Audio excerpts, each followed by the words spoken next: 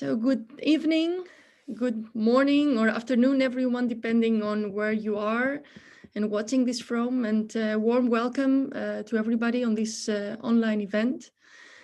Our network, Greek Studies Now, which started from a partnership between the universities of Oxford and Amsterdam and the departments of modern Greek studies in these universities, has put together this event today in order to initiate a discussion on the thorny issue of race and ethnicity in contemporary Greece, and also in its historical dimension.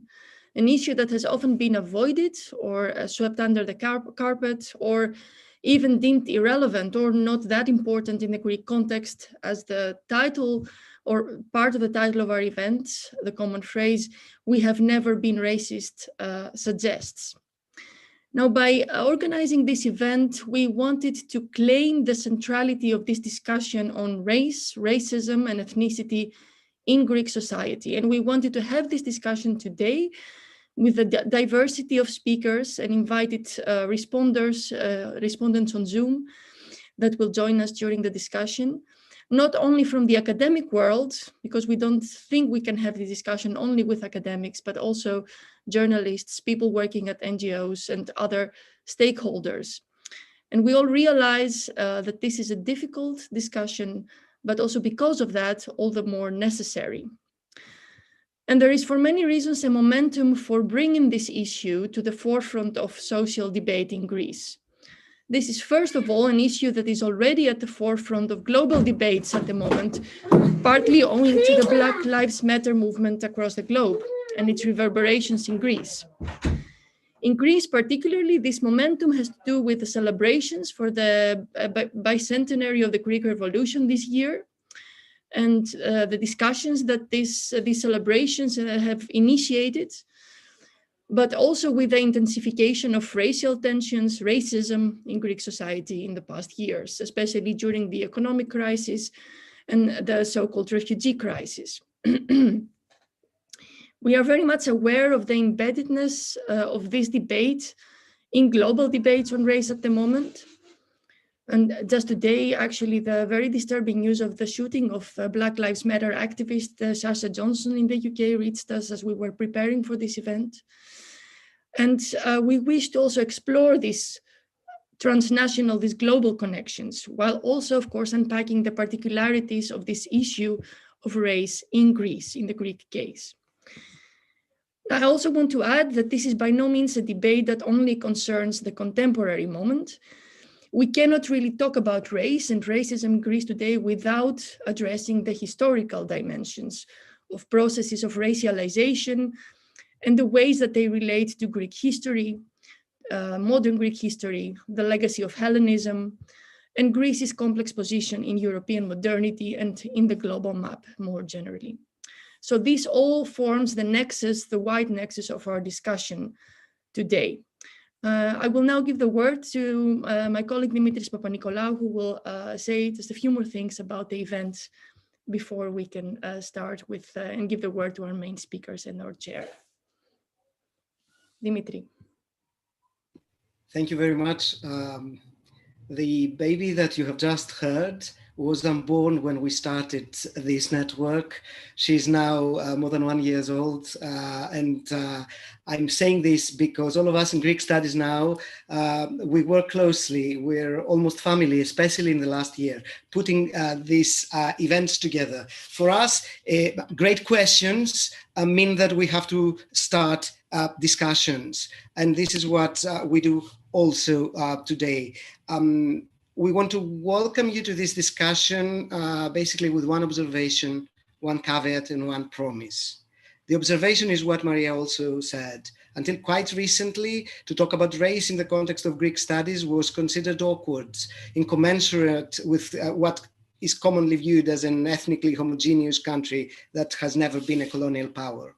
Now, and this is also mainly thanks to the activist movement, to the Greek movements in Greece and elsewhere, we have started talking about this. It is also thanks, of course, to a great discussion that's being had by many stakeholders, some of whom are here today or will be in this platform very soon. So that is the observation.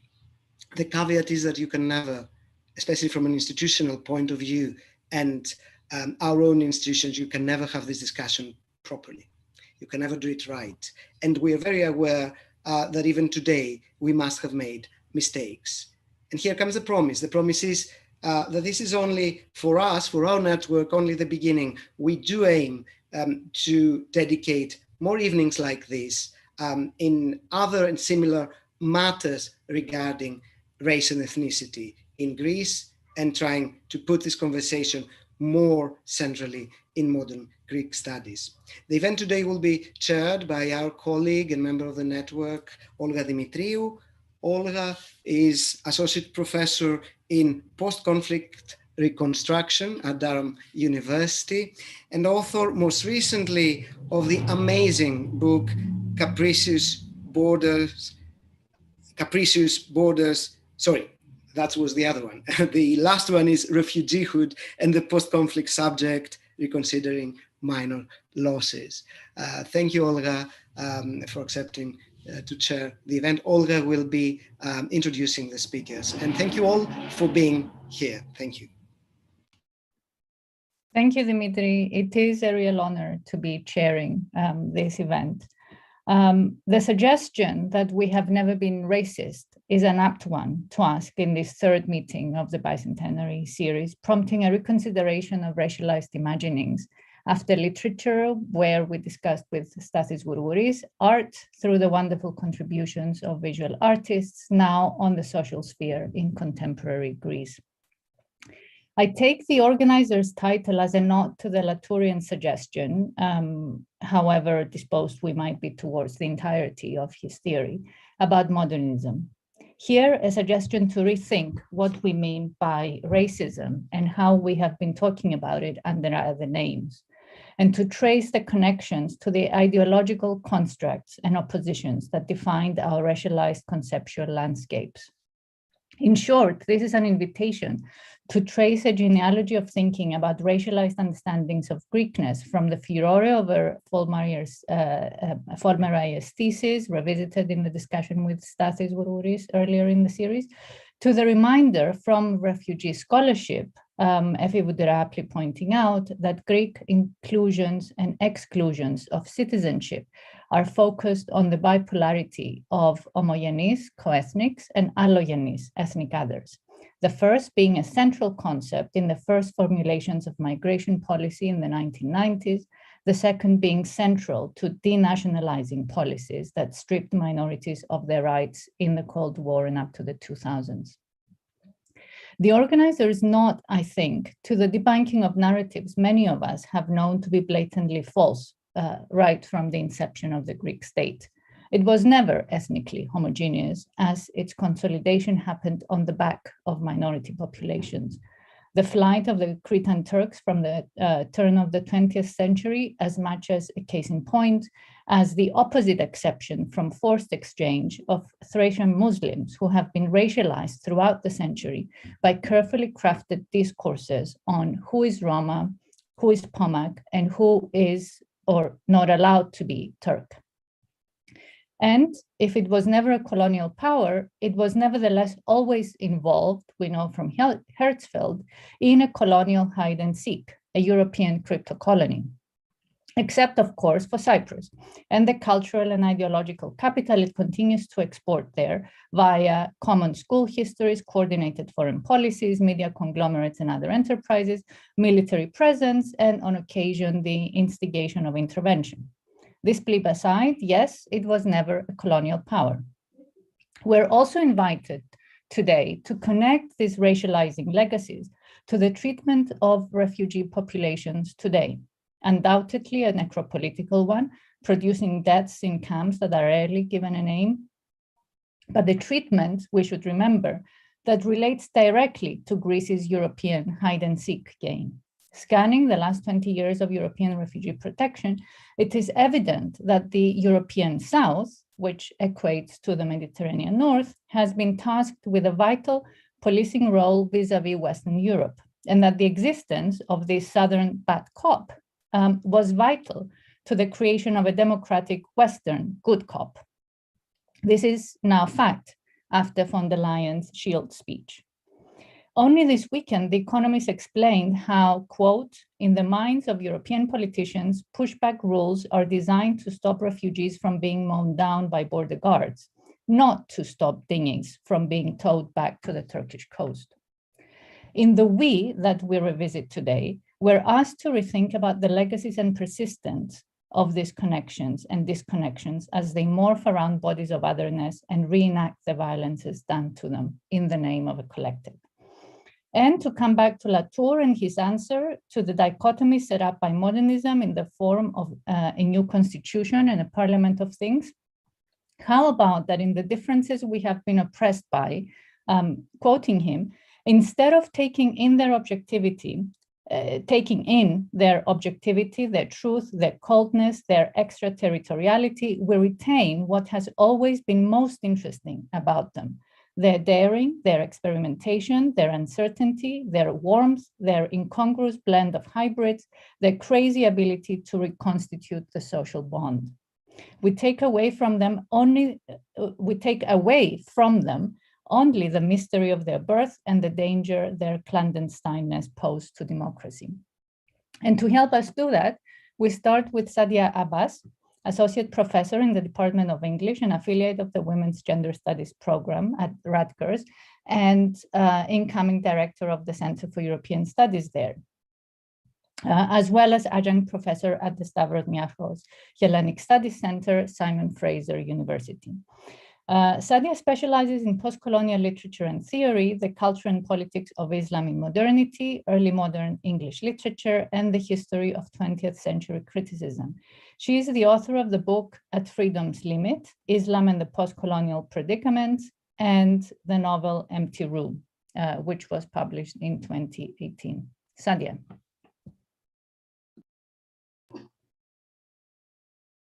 Thank you so much for this wonderful invitation, Marianne, Dimitri, and thank you to my fellow panelists and the chair for being here and allowing me to be part of this. I have to say that not having been able to go to Greece for the past year and a half, I'll take anything. So, because I'm going a little crazy, but hopefully I'll be able to somehow make it there this summer.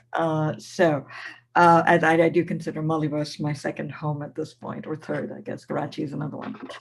I'm going to talk today about the race and history and the way in which Greece has been part of the racial sort of colonial project. I only have 10 minutes or 12, I guess.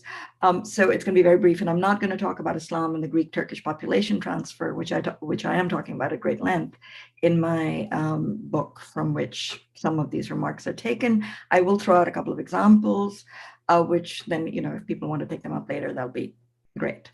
So, and I'm going to read, unfortunately, because I want to keep time.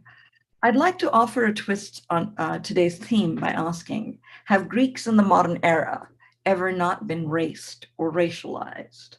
And I do assume that the racialization of Greeks, or their imbrication in a global racial structure, informs a certain, one could argue, blindness about Greek racism and the Greek state's theory of homogenization, of homogeneity, that needs to be taken on quite systematically.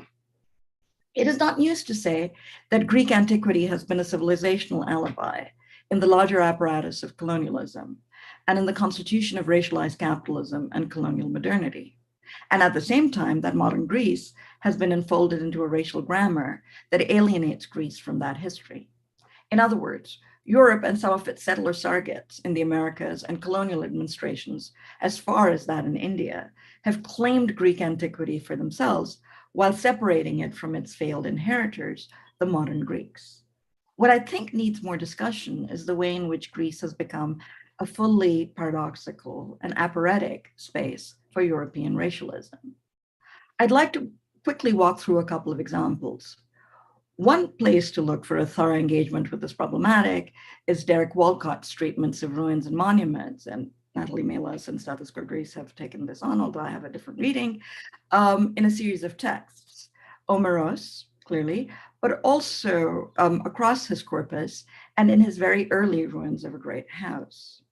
I'd like to put Walcott in the context of Sylvia Wynter's vision in her magnificent 1992 essay, 1492, A New Worldview.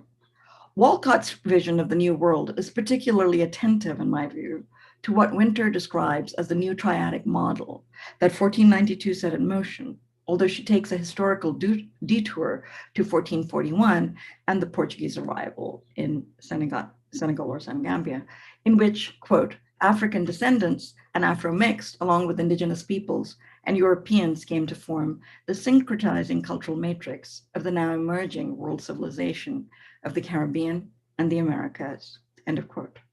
Walcott's apprehension of this triadic structure and its world civilizational element allows him to engage in a long meditation on Europe's role in the institution of this world civilization, such as it is, the history with a capital H, that is its analog, and the signifiers that constitute its system of symbolic representations. For Walcott, ruins, neoclassical monuments, Greece and Europe are potent parts of this system, able to signify with an occasionally violent power, and at the same time, subject within his own formal system to a reimagining and undoing, a reimagining that both reveals and deconstructs that symbolic system. There is a moment in Omeros where a version of Greece appears as a problem of colonial heritage, a temporally displaced political ideal instantiated in a revivalist architectural aesthetic in the New World. Indeed, as an American republic, the United States, destroyed by racial hate. Quote, a republic without class, tiered on wealth and eaten with prejudice from its pillared base, the Athenian demos, its demos demonic and ocracy crass. Stillborn as a corpse, for all those ideals went cold in the heat of its hate. A wedding cake republic, its domes, museums, its ornate institutions, its pillared facade that looked down on the black shadows they cast as an enraging nuisance, which, if it were left to its solons, with enough luck, would vanish from its cities just as the Indians had vanished from its hills. The republic is diseased and necrotic, corrupting the blue-veined marble, with its diseases, stillborn as a corpse, and held together with profound untruth, without class, yet tiered on wealth. The monuments and ornate institutions and pomp, so dear to the American public and republic, are directly linked to the racial terror underpinning the state. That is also the state's necessary correlative. At the same time, race itself is a shadow cast by the monuments and architecture.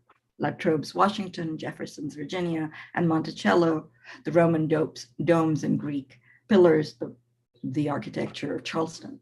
It is indeed coeval with the social and political structures that have enabled the institution of this republic. Walcott's scathing condemnation of the New World adoption of the Athenian ideal, so completely instantiated in the Greek revival in American architecture, is tied also to the neoclassical phase of great houses of plantation slavery and his presentation of the relations between New World settlement, racial slavery, ruins and monuments in Ruins of a Great House, which anticipates Omeros's preoccupations by several decades.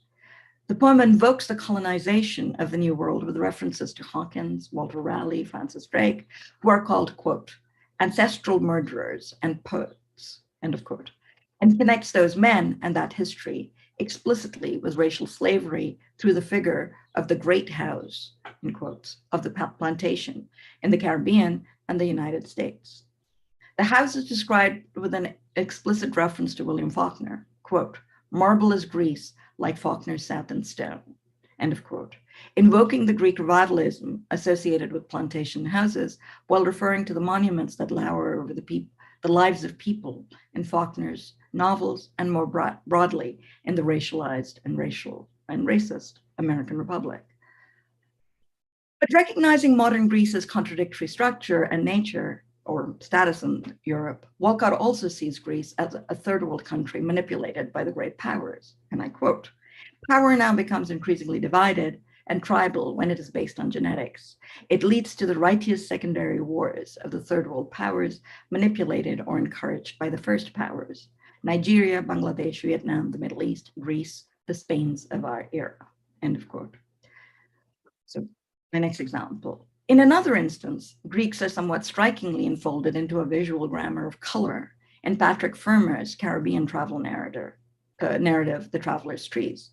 Fermer uses the contrapuntal relation he sets up between Greece and the Caribbean to employ this grammar, in which he manages not only to engage in a fairly extended and familiar objectification of Black people and their bodies, but also to seem to racialize Southern European ones.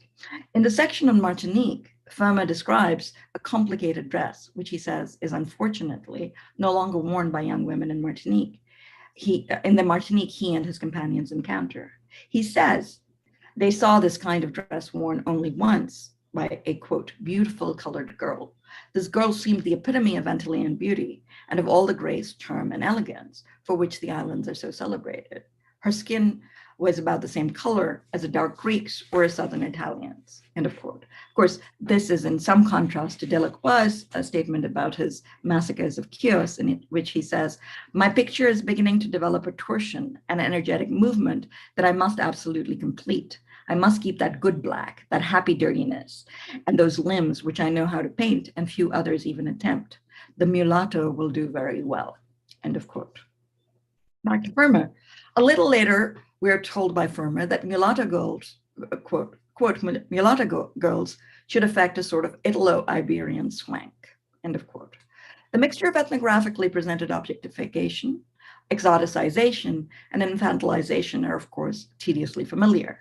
The gradual pulling of Southern European women into this grammar is part of the foundation of the way in which the Mediterranean countries of Italy, Greece, and Spain are turned into a subordinate southern region of Europe, set up as the mulattoes of Europe. And I say a great deal more about this in the book that I am hoping to finish this year. Here's my final example, or one could say my final contradiction. In 1822, the president of Haiti, Jean-Pierre Boyer, sent a letter to Greek revolutionaries in France, which they had solicited, and recognizing and supporting the Greek struggle. Haiti also offered material support. By significant contrast, despite repeated requests for support from Adamantios Corrès, whom he had met in Paris, Thomas Jefferson was unresponsive. In an 1823 letter to Edward Everett, one of the most important proponents of the German-inspired Philhellenism, which came to influence the American university, Jefferson wrote regarding his correspondence with Corrès. And I should say that Everett was an intense proponent of Winckelmann's. So here's Jefferson, quote, I have just received a letter from Corre, which is what he called him, and that's how Corrès signed his letter, at Paris of the 28th of December, in which he confirms the late naval success of the Greeks, but expresses a melancholy fear for his nation. End of quote. He quoted Corrès's fears that his nation, although brave, cannot, quote, yet own the lessons of education nor of experience, end of quote, and went on, quote, I confess I have the same fears for our South American brethren. The qualifications for self-government in society are not innate. They are the result of habit and long training, and for these they will require time and probably much suffering, end of quote. Jefferson's alignment of Greece with South America was underpinned by a skepticism about the nation's capacity for self-government and complexly entwined with the Monroe Doctrine, which was being crafted at the same time and in which Jefferson had a hand, revealing early the exceptionalism that would come to infuse US foreign policy in its imperial instantiation. And I think that the racial alignment there is not insignificant given fears of the Greek contamination, so-called contamination by the Ottoman Muslims. And in some ways, like the French, the Americans also really sort of emphasized this kind of the religious struggle. There's a lot more to be said here. In any case, to conclude then, in colonial modernity, Greece is foundational and unfolded into a racial structure that requires Greece, even as that very structure is used to separate Greeks from that very modernity and its economic benefits and fruits. This is not in any way to let the Greek state or racist individuals and communities off the hook in Greece's profound, sort of pursuit of its narrative of homogeneity, and the way in which it manifests itself in anti-Roma, anti-Black, anti-refugee, anti-immigrant prejudice, and of course, anti-Muslim prejudice, which need to be confronted quite systematically. My point is that we also need to think quite rigorously about the way in which Greekness and Greece are enfolded into racialized capitalist modernity. In this system, Greece is both the whitened and Germanized origin of Europe, and simultaneously a contaminated and racialized contemporary node. Even as varieties of Greek nationalism have tried to grapple with, absorb, or instrumentalize the idea of Greece as origin of Europe and everything apparently that's good in civilization, because nothing else ever existed, apparently. We have witnessed the way in which the racialization of Greeks has, if anything, been exacerbated, as we have seen in the debt confrontation with the EU. What I think is important is that we pay rigorous and systematic attention to the long history of that racialization and the symbolic economy of colonial capitalist modernity into which it has been enfolded from the very beginning. Thank you.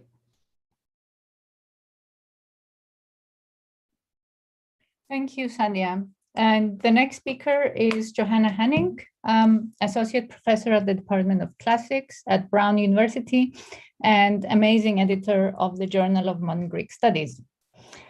She earned her PhD in classics from the University of Cambridge. Her work has focused on classical Athens, particularly the cultural life of the city's 4th century BCE. Crucially for our discussion here, she is very much interested in the intersections between modern politics and ideas about ancient Greece and antiquity more generally. The Classical Debt, Greek Antiquity in an Era of Austerity is her latest book, published by Harvard University Press in 2017. It explores how Western fantasies of classical antiquity have created a particularly fraught relationship between the European West and the country of Greece, especially in the context of Greece's recent tale of two crises.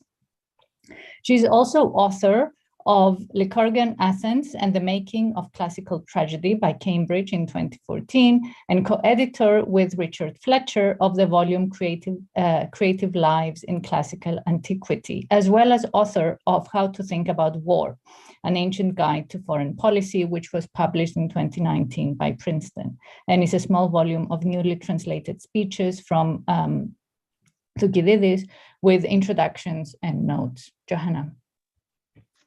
Thank you so much, Olga, for that very generous introduction. I am very grateful to Maria, Dimitri, and Christina for their invitation to speak at this event, which I think is a really important one to be having right now. So I thank them for the initiative.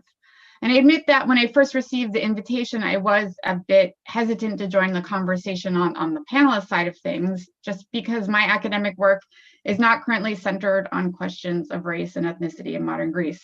But I have to say that I was so starstruck by the list of speakers that the team put together, the actual experts here, that the opportunity proved too tempting to resist.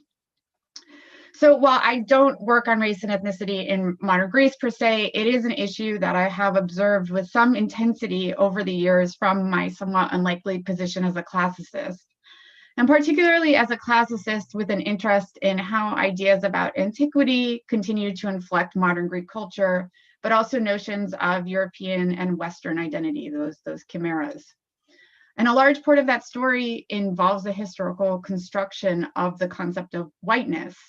And many of you will probably know that right now the field of classics is itself in a state of turmoil about its own disciplinary history and structures and implications in whiteness.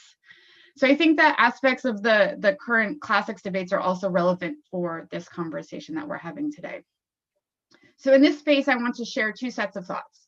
One about certain challenges of approaching race in contemporary Greece, and then another one about what I see as a need to improve the communication within these academic structures that happen to exist. So I'm going to start the first topic by mentioning some of the challenges that I encountered, particularly as someone who has been socialized as a white American, when I was writing the last chapter of my 2017 book, The Classical Debt, which Olga kindly mentioned. That book's a book about the history of the entanglement between notions of debt owed to Greece and debt owed by Greece. And I'll admit very freely that the first draft did not go over very well with the readers. And one of the big problems with the first draft was that there was little that was holding or weaving all the threads together at the end. And it happened to be the book's editor, the brilliant Sharmila Sen, who suggested that the last chapter really needed to become a chapter about race. And I have to say, it was really striking when she made that suggestion, because race was certainly a concept that we talked about here in the United States. But when it came to contemporary Greece, it had never really been a category that I had thought with or that I had heard other people talking explicitly about. But after reflecting for some time on Sharmila's idea, it did seem to be the way to tie the threads together, especially in light of the racist colonial, crypto-colonial superstructure that I had been trying to trace throughout the course of the book.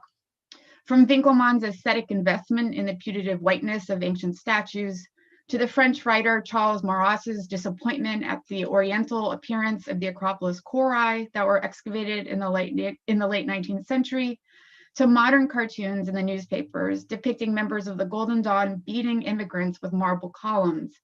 It turned out that questions of race and about where Greece fit into this broader imaginary of whiteness had been playing a rather large, if inexplicit, role in this story. And yet, writing a chapter about race in contemporary Greece and the way that understandings of race were inflected by Western notions about Greek antiquity, again, proved challenging. Because, as I said, in the modern Greek discourse, race did not really seem to be an organizing principle. So as opposed to with other topics, there were no companions to, say, Greek race and ethnicity, and there are no textbooks on racial and ethnic relations in Greece. On the other hand, in the Greek discourse and all the academic bibliography about it, the ethnos was everything. It was just that the main organizing principle and the main nexus of tensions around that concept seemed to be that other way of thinking about the word ethnos, namely as the nation, which of course has so many resonances. By contrast, here in the US, we're entirely sunk in racial discourse, and as a country, we see everything through its prism. So I remember looking through LSTAT statistics in search of demographic breakdowns of Greek society by race and ethnicity. And these are the kind of statistics that every time you turn on the news in the US, you hear some version of them.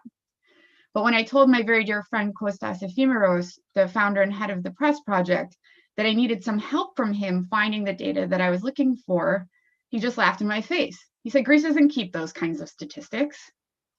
What there were statistics for, on the other hand, was just which modern nation the immigrants living in Greece had come from.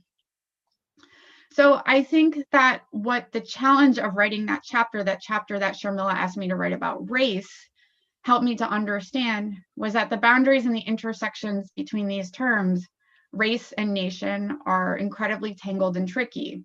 It was hard to understand in the context of Greece, I think as in so many places, where questions about the nation end and the ones about race, whatever that word or construct means in Greece, begin. And all this can make it difficult for people who have been socialized in, say, the US, it can make it difficult for us to have a conversation about these issues with someone who has been socialized in Greece. So for example, on some Greek embassy websites, the term allogenes is translated as of another race, which is really quite jarring. So that translation, of course, is hugely problematic, but I think it's also a revealing one. And it reminds me of the time that at a souvlaki joint in Thessaloniki, a very nice woman once asked me if I was of Greek ancestry. And I said yes, which I sometimes do. It's not true, but it ends the conversation quickly. And she said, yes, I knew it. You do look Greek. And then she continued. She said, but where do you live now? And I said, in the US. And she said, Obama. You know, I can see it. You do sort of look like him. And so I looked at her a bit quizzically and she said, no, I know he's Black, but still I can see the resemblance.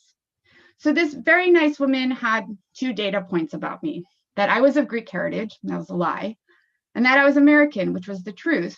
And so as to be welcoming, she wanted to confirm that she recognized both of those identity vectors in my physical appearance.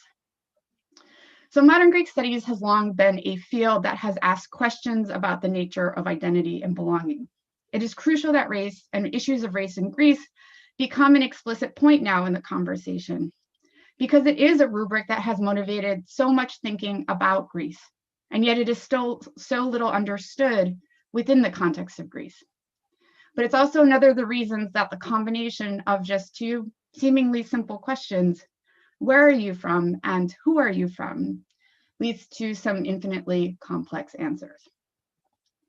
So for my second point, I want to touch on what I regard and have long regarded as something of a toxic entanglement between the field of classics, at least as I know it and as I've experienced it in Britain and North America, and aspects of Greek politics and Greek racial politics even. I know that it is often profoundly annoying when classicists butt into modern Greek studies conversations, but in this case, I do think that the field's histories and fates are tightly intertwined with one another. And by doing a better job of acknowledging that, we can perhaps approach our shared future in the places where it is shared with a little more mindfulness and intentionality and some better communication. So in attempting to defend the importance of their or our academic material, classicists have, I think, in some cases made blunders with pretty serious consequences. Works by classical scholars extolling the exceptionalism of Sparta have been invoked and put to overtly racist use at Golden Dawn rallies.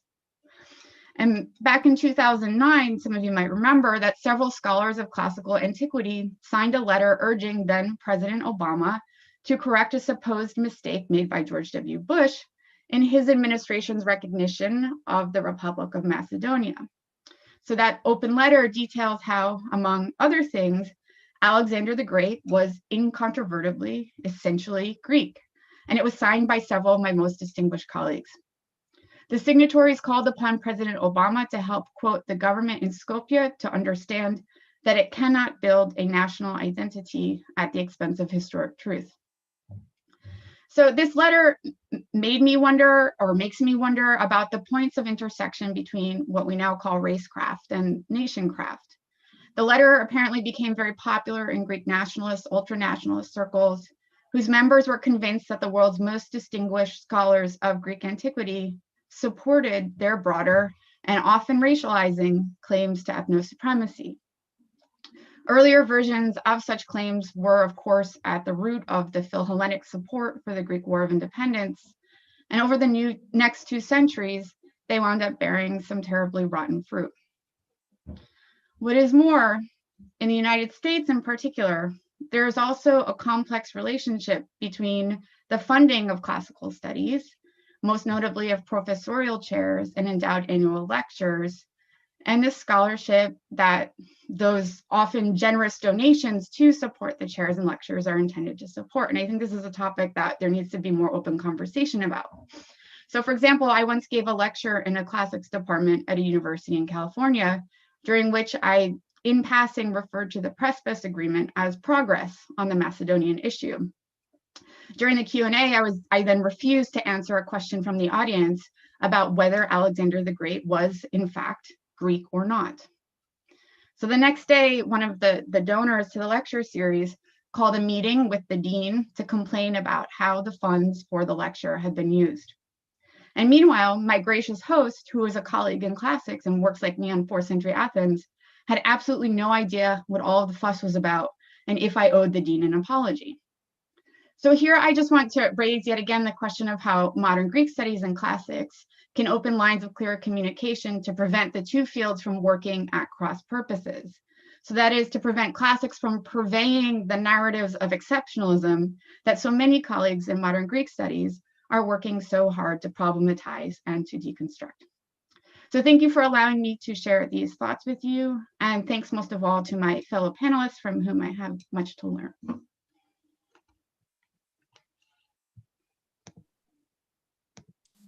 Thank you, Johanna. Our next speaker is Omaira Jill, journalist and mother, living permanently in Athens, Greece.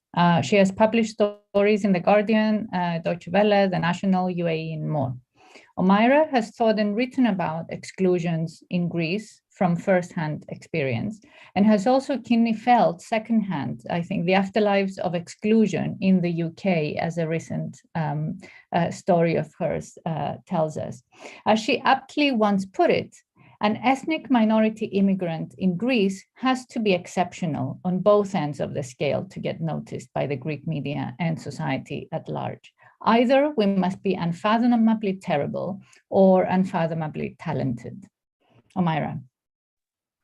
Thank you so much for that wonderful introduction. It's a real honor to be here among such fantastic company today, and I've got quite a big task in front of me to follow up from these two wonderful speakers who came before me and Nikos who's coming after me. So I'll just give you a short introduction about myself. As Olga said, I'm a journalist living in Greece since 2006. Before that, I was living in the UK for 10 years. And before that, I spent my childhood up to the age of 14 in Pakistan, in a city called Bahawalpur, which nobody has ever heard of. So regarding today's talk and the phrase that is so prominent in this discussion about Greeks not being racist, I think we first need to debunk this idea, because when we can address an issue, that's when we start to fix it. So as we know, Greece has a very long history of interacting with many races and cultures around the world. But to say that Greeks today are not racist is just not true in the lived experience of ethnic minorities in this country. Or that ethnicity is not a visible aspect of life here, because it is. Which is not to say that Greece's issue with race is the worst in Europe or among the worst in Europe. I don't believe that it is. In my experience, I can't say that Greece is the worst issue with race. But we're talking about Greece today, and we're talking about the country I live in my experience. So this is what I'll be focused on. Many of us in this discussion know Greece is an extremely uniform country in terms of race and religion. Where this becomes an issue is with the mainstream dialogue that surrounds the issue of race and ethnicity. As I said, Nikos coming up as a speaker after me is a member of Generation 2.0, and they can attest better than I can that if you grew up in Greece as a visible ethnic minority, even if you're born here, you still have to prove that you are more Greek than the Greeks. It's also not uncommon for ethnic minorities celebrating the approval of their Greek citizenship on social media with photographs of the ID card or the passport to become attacked by trolls saying some things along the line of, you are born a Greek, you cannot become a Greek. It's also ethnic Greeks that have experienced this kind of rejection in the past, where we saw the refugee flows coming from Minor Asia, Pontic Greeks and other population exchanges. Even the populations that were essentially Greek, let's say, as we would understand Greeks today, were categorized by the otherness and initially rejected by Greek society. I do think that Greeks believe they are not racist. And this belief stems in part from the idea that to be racist, you have to physically attack someone. A racist attack or racism is a physical attack.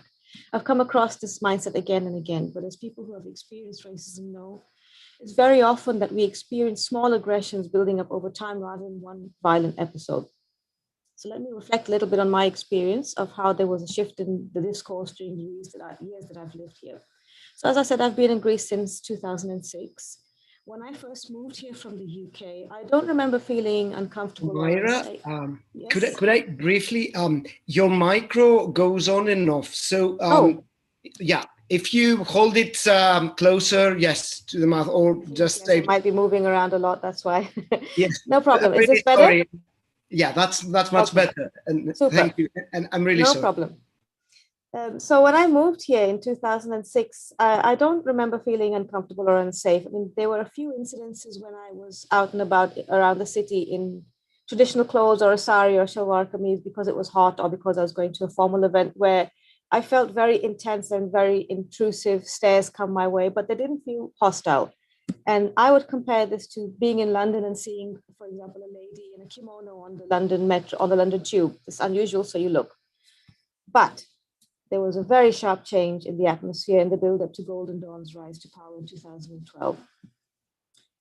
It's very uncomfortable when you start to hear, as an ethnic minority, this racist discourse become very normalized in the conversations around you and even among people you know. But still, I had this feeling that, okay, Greece is going through a really harsh economic crisis, so it's just people venting their frustrations. We've seen this in many countries, that economic pressure makes the population look for a scapegoat. And the scapegoat is usually outsiders. Greece is not at all unique to have experienced this phenomena of an economic crisis driving the far right to power. But when Golden Dawn began to win seats, this opened a floodgate. Suddenly it was okay to express extremely racist views. It was as if people got permission to bring the worst of their feelings to the surface, even people I knew who I considered friends and family. And that's when things began to feel dangerous. That's when I began to feel unsafe. This was when I began to self-censor. So I stopped going outside. I wouldn't go around the city anymore in traditional clothes. I would keep my conversations to a minimum with people I didn't know, just in case I made a mistake with my Greek or my accent gave me away. And during this time, I was told by Greeks that I was paranoid, that you're exaggerating. There's no need for you to feel unsafe. But around us, we could see that the attacks on ethnic minorities had begun to escalate, and very little was being done. It was only when a Greek was murdered by Golden Dawn that the authorities realized that maybe things had gone too far and tried to pull back this monster that they had allowed to grow out of control. When I think back on that part of my life in Greece, it's one of the darkest for me. And it's very unsettling to see this danger come your way and have a society around you telling you that it's in your mind or it's not as bad as you think it is. And also feeling that if you turn to the authorities for help, if you get into trouble, they might not help you because allegedly Golden Dawn had infiltrated the ranks of the Hellenic police, for example. So it's a really good feeling to be here today and to be talking about Golden Dawn in the past tense. But there's still a lesson to be learned there, that how easily these things can get out of hand in a country which famously regards itself as not racist. For those who've lived here long enough, becoming a Greek citizen is one of our biggest goals. And here too, we face hurdles and misinformation.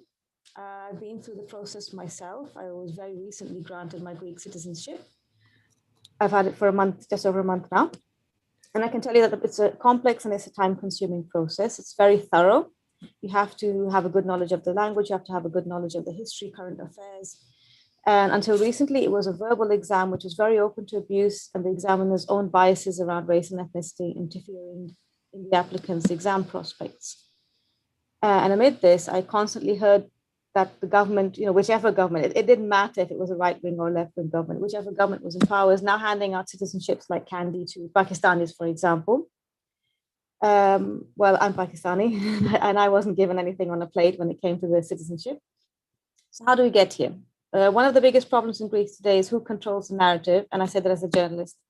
The media is highly concentrated in a few hands, and standards, especially for broadcast journalism, are questionable.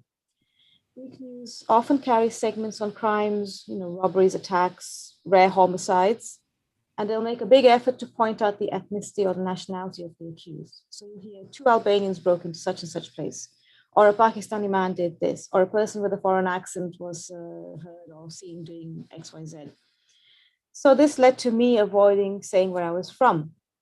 Taxi drivers, anybody who's come to Greece knows that taxi drivers are very curious and they'll always ask you where you're from. And I went through a period of saying that I was from Guyana because it was just such an easier conversation to have than to say that I was from Pakistan. Or I would say I'm from India because my mother's from India, so it's not technically a lie.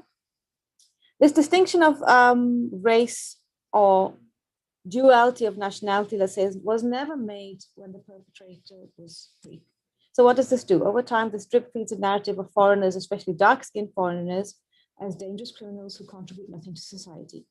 And what this does for the majority of us ethnic minorities who call Greece home is that it places an impossible burden on us, as Olga mentioned. To counter this very small but very amplified group of deviants, we have to play the role of the exceptional immigrant. But let's face it, we can't all be Yanis Antetokounmpo. Most of us are very unremarkable, ordinary citizens, living ordinary lives, working, paying our taxes, raising our kids. How do we address this issue now? We first need to acknowledge that it's there, and events such as today is a very important step in acknowledging this, which is why I really wanted to take part. There are a lot of surveys and research which illustrate that Greeks are not as accepting of outsiders as they would like to think that they are. There's a recent study by the Pew Research Center which found that Greeks were least likely of all countries surveyed to say that immigration should increase or stay the same, with 82% feeling that fewer or no immigrants should be allowed into the country. When asked if immigrants today make our country stronger because of their work and talents, or immigrants today are a burden on our country because they take our jobs and social benefits, 74% of Greeks surveyed said that immigrants were a burden. Regarding crime, 59% of Greeks, which is the highest out of those countries surveyed, said that immigrants in the country are more to blame for crime than other groups.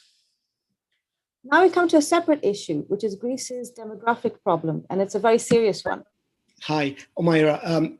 Can you speak from your computer's micro? I'm sorry to, because it's still there. We have heard you. It's just that every second we are missing a word or so. So, because... Okay, can you guys hear me now? Yeah, without a problem now. I'm sorry. Okay, perhaps... No worries. I have had some problems with this laptop and Zoom in particular. I don't know why.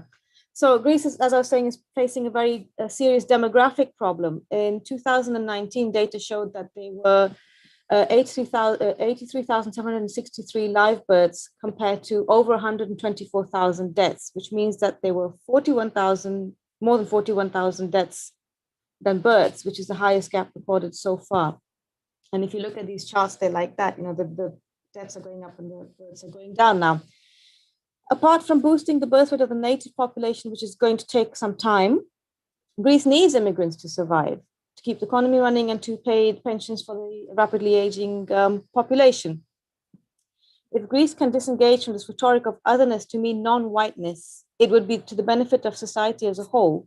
This is a country with a serious demographic problem, as I've just said, and immigration is one of the fastest ways to fix this. But that should not mean only white immigrants. Greece's future depends on being able to accept non-white populations into its ranks as equals who are welcome here, rather than constantly placing barriers in our way and asking us to repeatedly pledge our allegiance in a way that native white Greeks are not asked to do. So Greece needs to disconnect from the idea of Greekness and whiteness. The two do not need to be so closely connected. It should not be seen as such a threat when ethnic minorities live in Greece or gain citizenship here. As I said, almost all of us are here, the vast majority are here contributing in a positive way. And there's a duality here at the same time, because even though Greekness is seen as whiteness and Europeanness, there's also plenty of surveys which show that Greeks don't like being told what to do by the European Union, and they have a bit of a conflict in the European identity because of this, which carries its own undertones of colonialism and the white master, let's say, who is resented by his workers, when Greeks themselves see themselves as white in certain contexts. So where does this come from? There's a couple of questions here now, which the panel I'm sure can answer much better than I can. Is this an overreaction to the paranoia of being one of Europe's easternmost outposts? Is it an attempt to shake off all the years of Turkish occupation that Greece had, during which and immediately after which European visitors to Greece described Greeks in very Eastern tones, let's say, for example, depictions and descriptions of Greeks sitting cross-legged on the floor rather than sitting in chairs. It's an interesting paradox which needs to be examined further, because the whiteness by which Greeks perceive themselves is pronounced when compared to migrants, but dulled when contrasted to Northern European or Anglo-Saxon populations. For example, I don't think if you said to Greeks, "You're white," "Yes, we're white," or "white like a German white," I don't think many Greeks would be able to connect that idea of ethnicity as being the same Northern European ethnicity, that same whiteness. Rather, they'd identify as Mediterranean or simply Greek as their race. So in conclusion, I know I may have hit upon some very pessimistic points in my talk today, but I'm positive about the future of Greece because I do see some really strong changes happening. I can feel it in the discussions and in the younger generation especially. I have a good outlook about this country. This is a country where I've made my home, where I've had 3 children. And this is why I chose to join today's conversation, because the first step in fixing a problem is to acknowledge that it's there. So thank you very much for your time. Thank you, Omaira. And that actually, thank you for that positive note. And that also links well to the question of the next generation. And I think Nikos Odubitan will be talking about this from Generation 2 for rights, equality, and diversity in Greece. Nikos Deji was born in Athens to Nigerian immigrant parents. He studied medical engineering and currently European civilization at the Hellenic Open University. Nikos has a long experience as a human rights activist on migration policies, legislation, consultancy, advocacy, and a deep knowledge of migration and second-generation issues in Greece. He's on a mission to secure the rights of the otherwise invisible generation of children born and or raised in Greece from migrant backgrounds and equal participation. Believing in the importance of youth agency, this mission has now grown into a collective of young people working towards a better present and future for all. Nikos.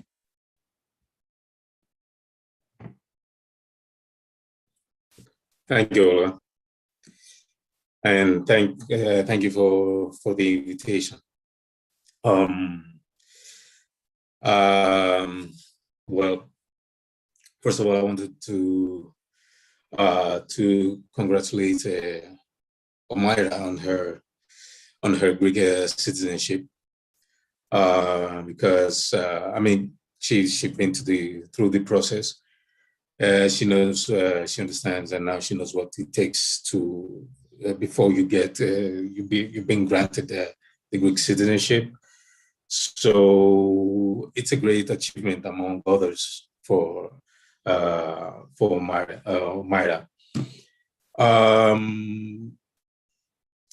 I would like to, I won't start saying how pessimistic I am, or my view is towards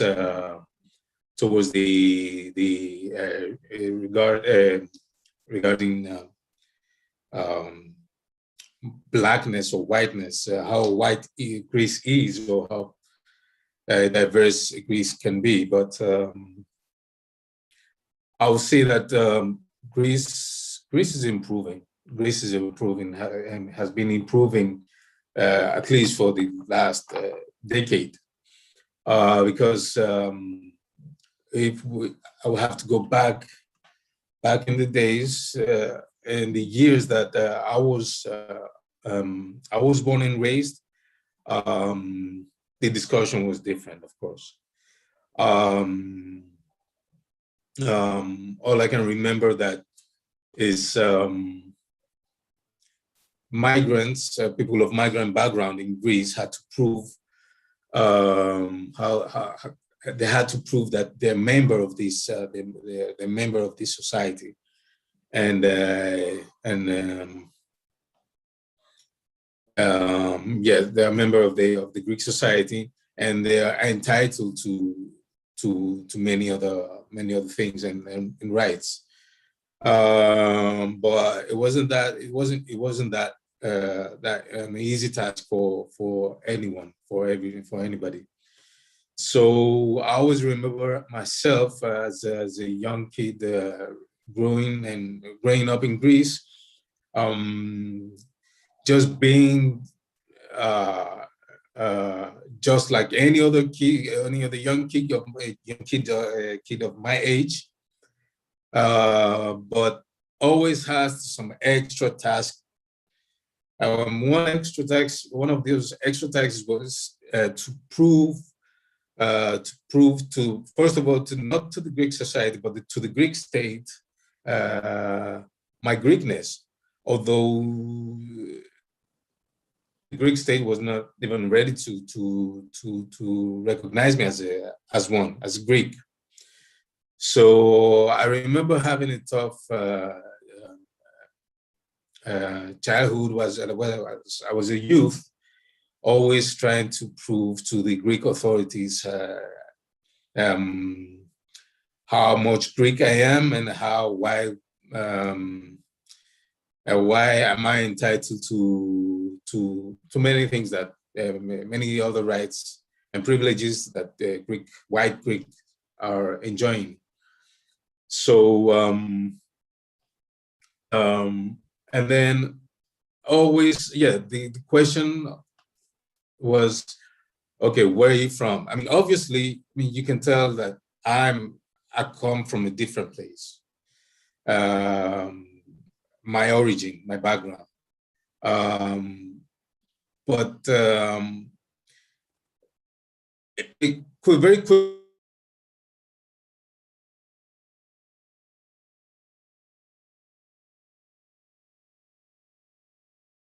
is also part of us, or part of this society, because of course in Greece you never face any difficulty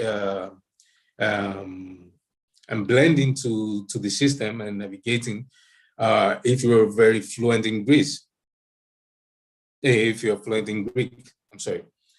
So whenever I had to speak Greek to express myself, I mean, everything's changed. I mean, I was perceived as Greek, and not as a black person. So this is as an African.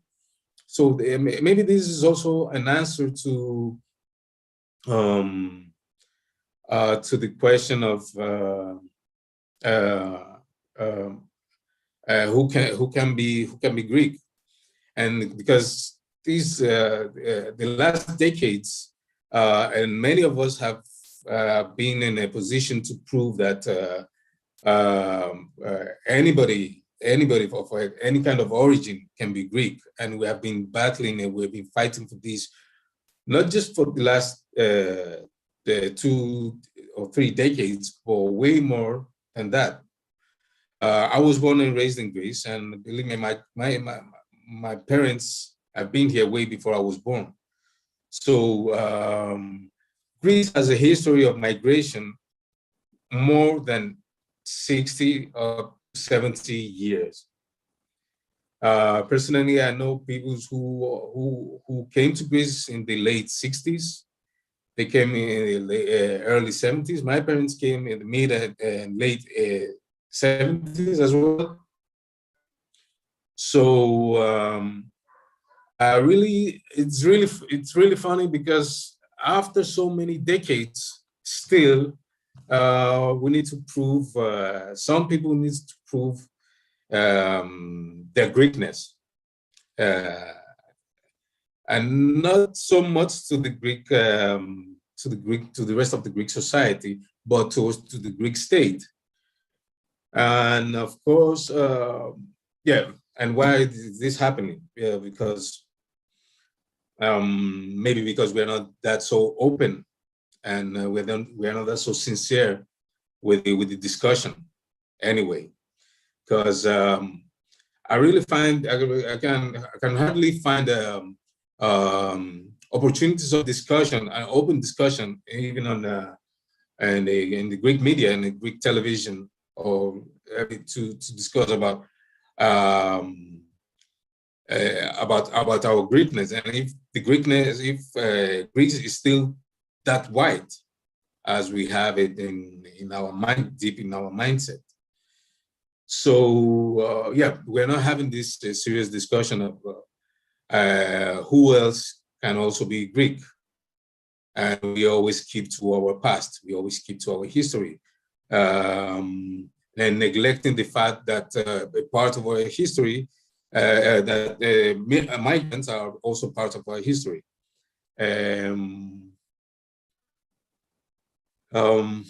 Yeah, and yeah. So I was saying that we have very, very, very few opportunities of talking about who else can be Greek. So this is one of the reasons that people like me, people of migrant backgrounds, they walk on the streets, and they're still. I mean, you can still see Greeks being surprised that people of color can be speaking Greek in a fluent way. Some so unfortunate that some are still they're still surprised, and it's kind of weird because Greece as a country is so proud. It always come out proudly and cheer about the Giannis Antetokounmpo's Greekness. When Giannis always whenever he has the opportunity, he always address the media in Greek, so everybody understands that, and everybody can relate somehow with him. That okay, he's one of us. He's Greek. But still, when it comes to anybody else but Giannis Antetokounmpo, speaking Greek, representing Greece,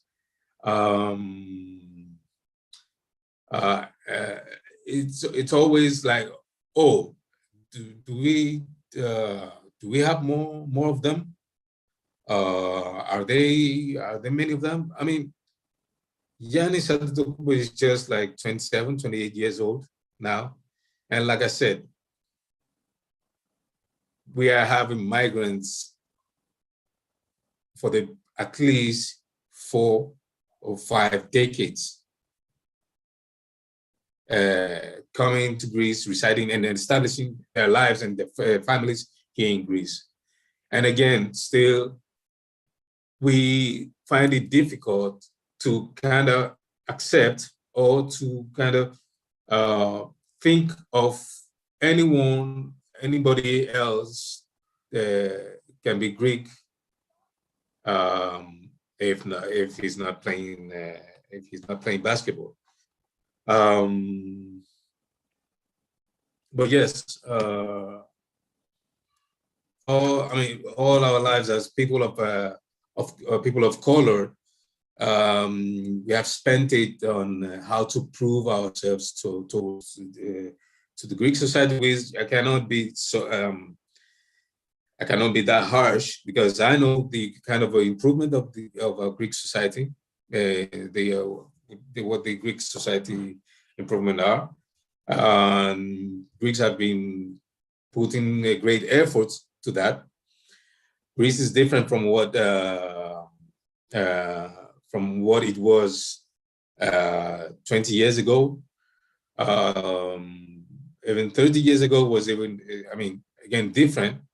The scapegoat back in the almost 30 years ago was the Albanians, who were the first migrant group who came in mass to Greece, and but I don't know if this is it's the best term to use, but because of the whiteness of the Albanians, they had the opportunity to assimilate faster to the Greek society. And personally, I never agreed with the term of assimilating with anything, but it was kind of an easy.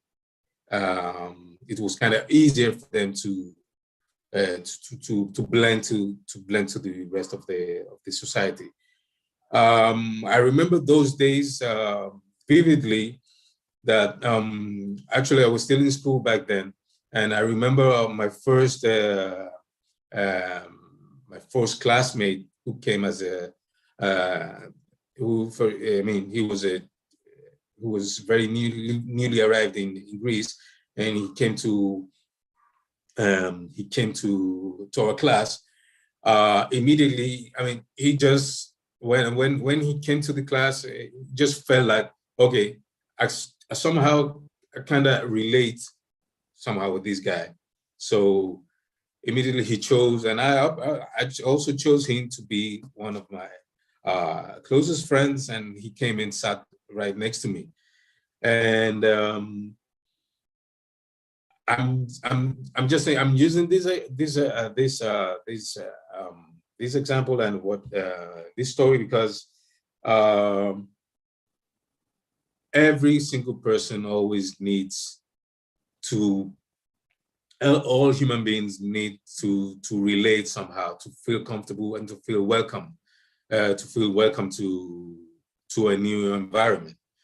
And unfortunately, Greece does not have this mindset of welcoming and embracing someone new, which is something that we need. We still have. We have a long way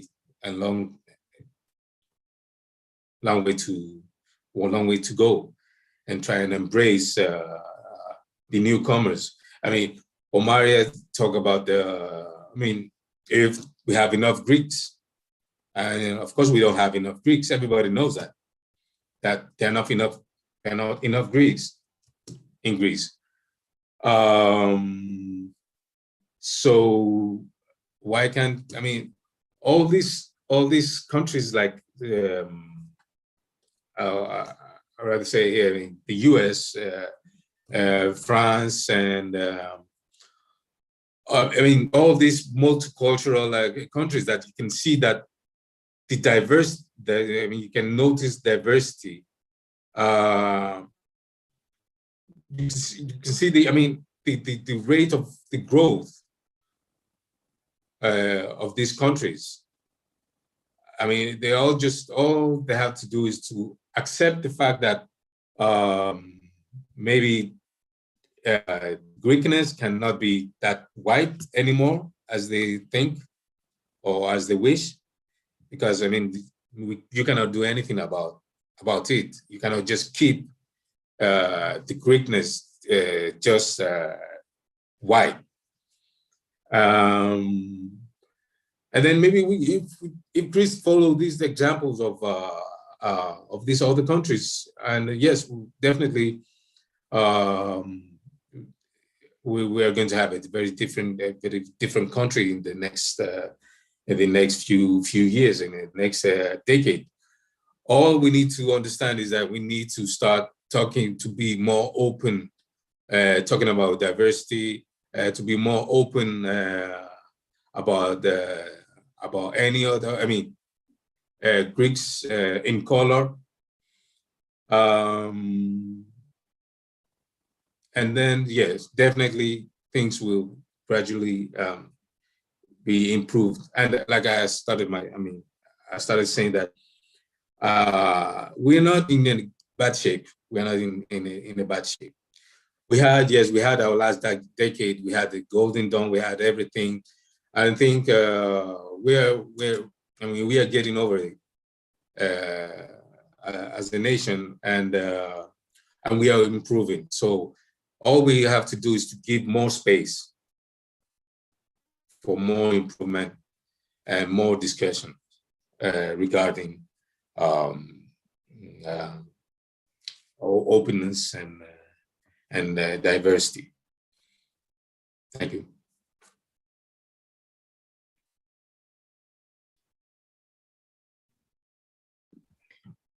Thank you, Nico, and thank you to everyone for those wonderful presentations. I think they speak well to how the two issues that we're talking about, essentially the us and them idea, are related. Because when I was hearing Nikos talk about who else can be Greek, I kept thinking that that entails that we understand who is Greek in the first place, and I think the issue here is to rethink that question of who is Greek to begin with. So we are now opening opening up to questions. Can I? Dimitri, go ahead. Yeah, I've been looking at the chat, and thank you all for the amazing panel. We started from an analysis that was historical, but very much in the now, positioned in the now, and we finished from from the experience of Nikos and his talk that was coming from the now, but asking us to review history. Perhaps we need to think of Greekness differently, Nico said, and I very much want to underline this also to people in the chat that are having a very heated debate, as I can see. We will try to keep all comments there as long as the university feel that they do not cross a line, also because some of them show the difficulty that this discussion still poses for some Greeks, for the Greek public sphere. And Nico, this is just a very small question, but I know your work completely. We completely admire your work and the work of a huge movement that you produced in order to change the situation on the ground. I have a brief question to you before we open to all our other Zoom participants and to those who are asking questions from the chat. is your work in supporting your group is called Generation 2.0, but I know you support also citizenship applications for everyone who approaches you. And also you participate in the middle of the discussion about ethnicity and race in Greece, anti-racist movement. Is your work now slightly easier from when you started? I mean, your work in advocacy, your work in talking to the state, your work in promoting a certain agenda. That's a very nice question, Dimitri. I rather say that our work is more. It's more intense. I mean, our movement started as trying to advocate for the rights. We were advocating for the access to the citizenship, at least for the second generations, those born and raised in Greece. But gradually we understood that, I mean, there's a lot of room and there are a lot of issues along the way that they are needed to be tackled. They needed to be addressed. Our community needed to form to raise a voice. First of all, to raise awareness among ourselves, and then raise awareness with the rest of the society. So I'll say that we kind of started a little bit in a romantic way, because it was okay. We were advocating for the obvious, right?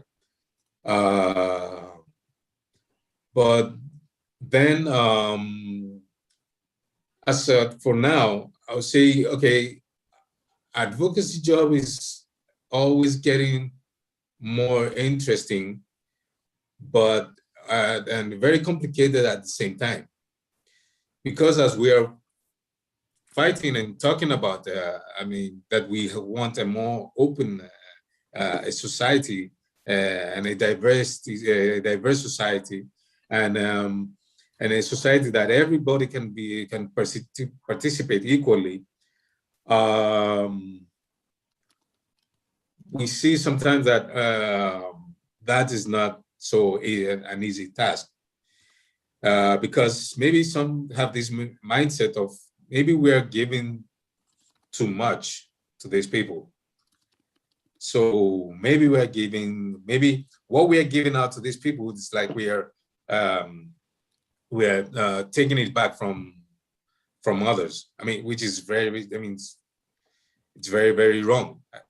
I mean, literally, I've given this argument of we can't give citizenship to everyone. It's like there's a very certain number of a citizenship can be granted to people. So this is also, I mean, this is the kind of reaction, I could say, and difficulties that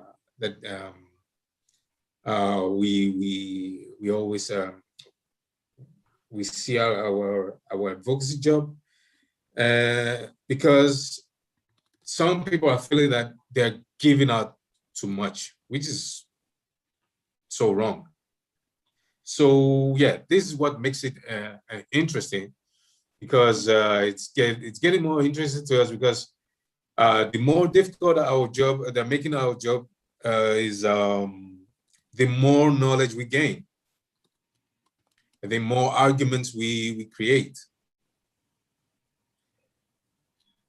So of course, yeah, I mean, nowadays our job is different from what it was. It's, of course, it's intense. It's there are some moments that I'm very, very, very happy because the arguments from the other side it always gets sillier because it seems like they're running out of arguments. So yes, that's why I say I mean it's interesting and very intense. Thank you. Thank you. Right. I have a number of questions in line. So I think that Yorgos Anagnostou wanted to make a comment or ask a question. Yes, thank you. Hello, everybody. I am speaking from...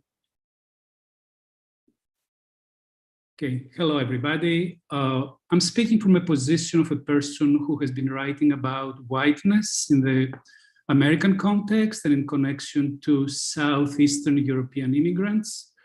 And I understand I'm speaking here also in my capacity as a responder. I retain three concepts and terms that were expressed by the panelists, and I will be adding a new term. I retain the words and concepts of whiteness, of course, the affective and political mood of pessimism that Nikos mentioned, and I will be, of course, speaking from a different position, and also a point that Johanna made in regards to the position of an academic working on modern Greek studies and whiteness vis-a-vis community politics and whiteness. And what I would like to add to this conversation is the word transnational. And let me start with this now framework of analysis. And although rightly so, I think, and very productively, we discuss Greek whiteness in connection to colonialism or in connection to Western Hellenism. In many ways, I believe it is necessary also to add a transnational component because the various so-called diasporas in plural, from South Africa to Australia, to Western Germany, to the United States, historically, they have been forced in many ways to cope with questions of whiteness, questions of racial hierarchies, negotiating inferior positions, and so forth and so on. And I believe this transnational framework then, and again, this expresses my own methodological and institutional angle, so to speak, I believe it will be extremely important if, in so many different ways, if we speak about anti-racism and practices and strategies of anti-racism in Greece, we cannot afford not to take into account the way, let's say, the Greek Orthodox Archdiocese in many ways is officially expressing an anti-racist discourse and the discourse against whiteness in the very turbulent times here where in many ways whiteness is negotiated in the country. Also, we may wish to think about the ways that Greek American and Greek diaspora negotiations of whiteness in many ways have contributed to the ways we think about colonializing or consenting to the legacy, the infamous legacy of Western Hellenism, this imperative of the Greeks as inheritors of classical Greece. And we have multiple examples of how classical Greece has been utilized in ethnic and immigrant politics to claim for Greek Americans a place of whiteness, both early in the 20th century when the Greeks were in many ways classified as in between, racially not fully white, and also in the 1990s in the context of the Black Athena controversy and also the Macedonian issue. So in many ways, then we have to learn a great deal if we open up the conversation regarding racism and anti-racism in Greece. And very briefly, I would say also that from an American perspective, the categories race and ethnicity need to be historicized, and they are very much connected with whiteness. And this is something that Johanna alluded to.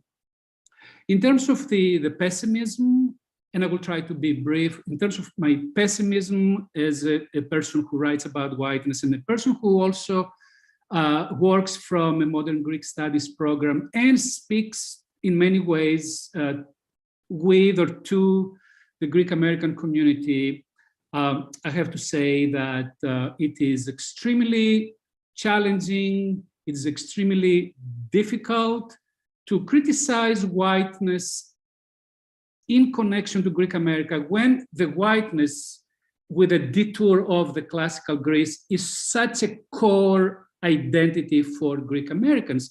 And here I, in many ways, Johanna's point about the politics of speaking about the Greek past in Greek American audiences, how challenging, how difficult it is. And of course, we may want to recall the example of Anastasia Karakassidou, who in the midst of the Macedonian controversy was attacked in many different ways. So I'm pessimist then in the sense that I have been writing about critiques of whiteness, the implications of whiteness, its harming of different people, and the work has been dismissed, ignored, not only by the Greek American public, but also from a sector of Greek American academics and also of the majority of the Greek American public sphere. So in many ways then, it takes some fortitude to critique whiteness, but I have no idea about the audiences that we can reach. And I will close just by a very brief moment that I think, as we also are thinking parallel to this conversation, we're thinking about decolonizing Greece, decolonizing Hellas.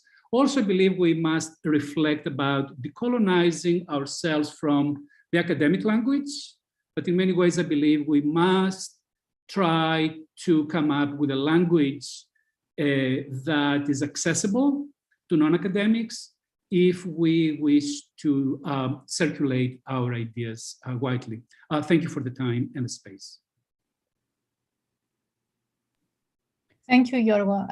I'm actually conscious of time, so I think I'll take a few comments and questions together, and then give some space for the panelists to respond, and then come back for a second round. So I have Elizabeth Gertsoglu, Ipek Rapas, and Frank Hess. Elizabeth? I'm trying to unmute myself. Hello, good afternoon. Thank you, everybody. It was a wonderful lineup, very interesting. I was wondering whether we could open up the discussion. So that's a comment. I want a comment from all of you, if possible. It's not a directed question, on the complexity and the shiftiness of contemporary forms of racism, and more specifically on the co-constructed character of racist and culturalist discourses. Because in my view, culturalism is the new racism, in the sense that it's a kind of racism that is very well hidden in apparently innocent language about cultural difference. So we are not racist, but they are either religious or cultural misfits. And this idea about this radical difference, this radical cultural alterity is, I believe, where the new racism actually lies, on discourses about cultural incompatibility. So, if you would like to open up a bit on that issue, that would be great. Thank you very much to everybody. Thanks, Elizabeth. I'll also invite Ipek Rapas. Hello, everyone, and thank you for the wonderful panel, and especially for approaching the topic from many different angles. It was really eye-opening. So my question is more to Omaira and Nikos. Omaira, you mentioned how racist discourse is normalized with Golden Dawn, and you also realized a certain change after, maybe I understood this wrong, but there has been a slight change after the trials and the sentencing, but again the racist discourse continues, the media criminalization continues. So I mean, what is there a slight change in any way after the trials in the daily life that you noticed? And also another question, obviously the trials happened during the pandemic, so it's hard to notice anything in the daily life during the pandemic. And you also mentioned that the crisis, any sort of crisis, especially economic crisis, has an impact on the increase of racism. How about the health crisis? So, I mean, my question is basically, how did the pandemic have an impact on racism, racist discourses in the media, or, you know, and because in the end also workers, migrant workers have possibly been the most precarious, who have been the most impacted by the pandemic at the same time. So, you know, just how did pandemic impact racism in general?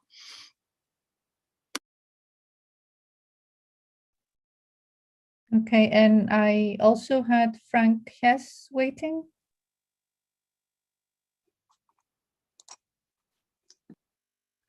Hi, everyone. Thanks to the organizers and to the panelists for a wonderful event. It was amazing. So I'm coming at this from the perspective of somebody who has been interested in questions of race and representation in Greece since the late 1990s. I actually have a dissertation chapter on the representation of multiculturalism and race on Greek television. But the thing is, so I'm an anthropologist, partly by training, partly by default, largely by default, I would say. And my observations are that Greeks occupy a very different cultural universe, conceptual universe, I mean to say, when it comes to race. And this starts because they do not adopt the idea of culture that we have in the West fully. Greeks living in Greece tend to think about the world in terms of civilization. And civilization, I would posit, does not think about race in terms of binary constructions. It thinks about it as a hierarchy, as a complex hierarchy, and as a mobile hierarchy. In other words, within the civilizational understanding of race, you can move up and down based on attainment, achievement. And so I just want to throw this out, that there are two different conceptual universes that are occupying our discourse here, one related to civilization and the other related to culture, and that sifting the two of them out, and I don't dispute that both are operative in Greek society today, but that sifting it out in this transnational context that Yorgos referenced is a large part of what our work is moving forward.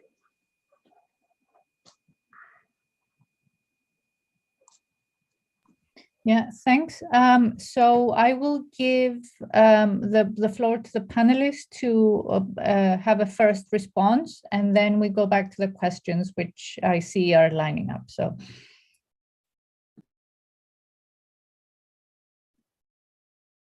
perhaps Sadia, you want to start us off?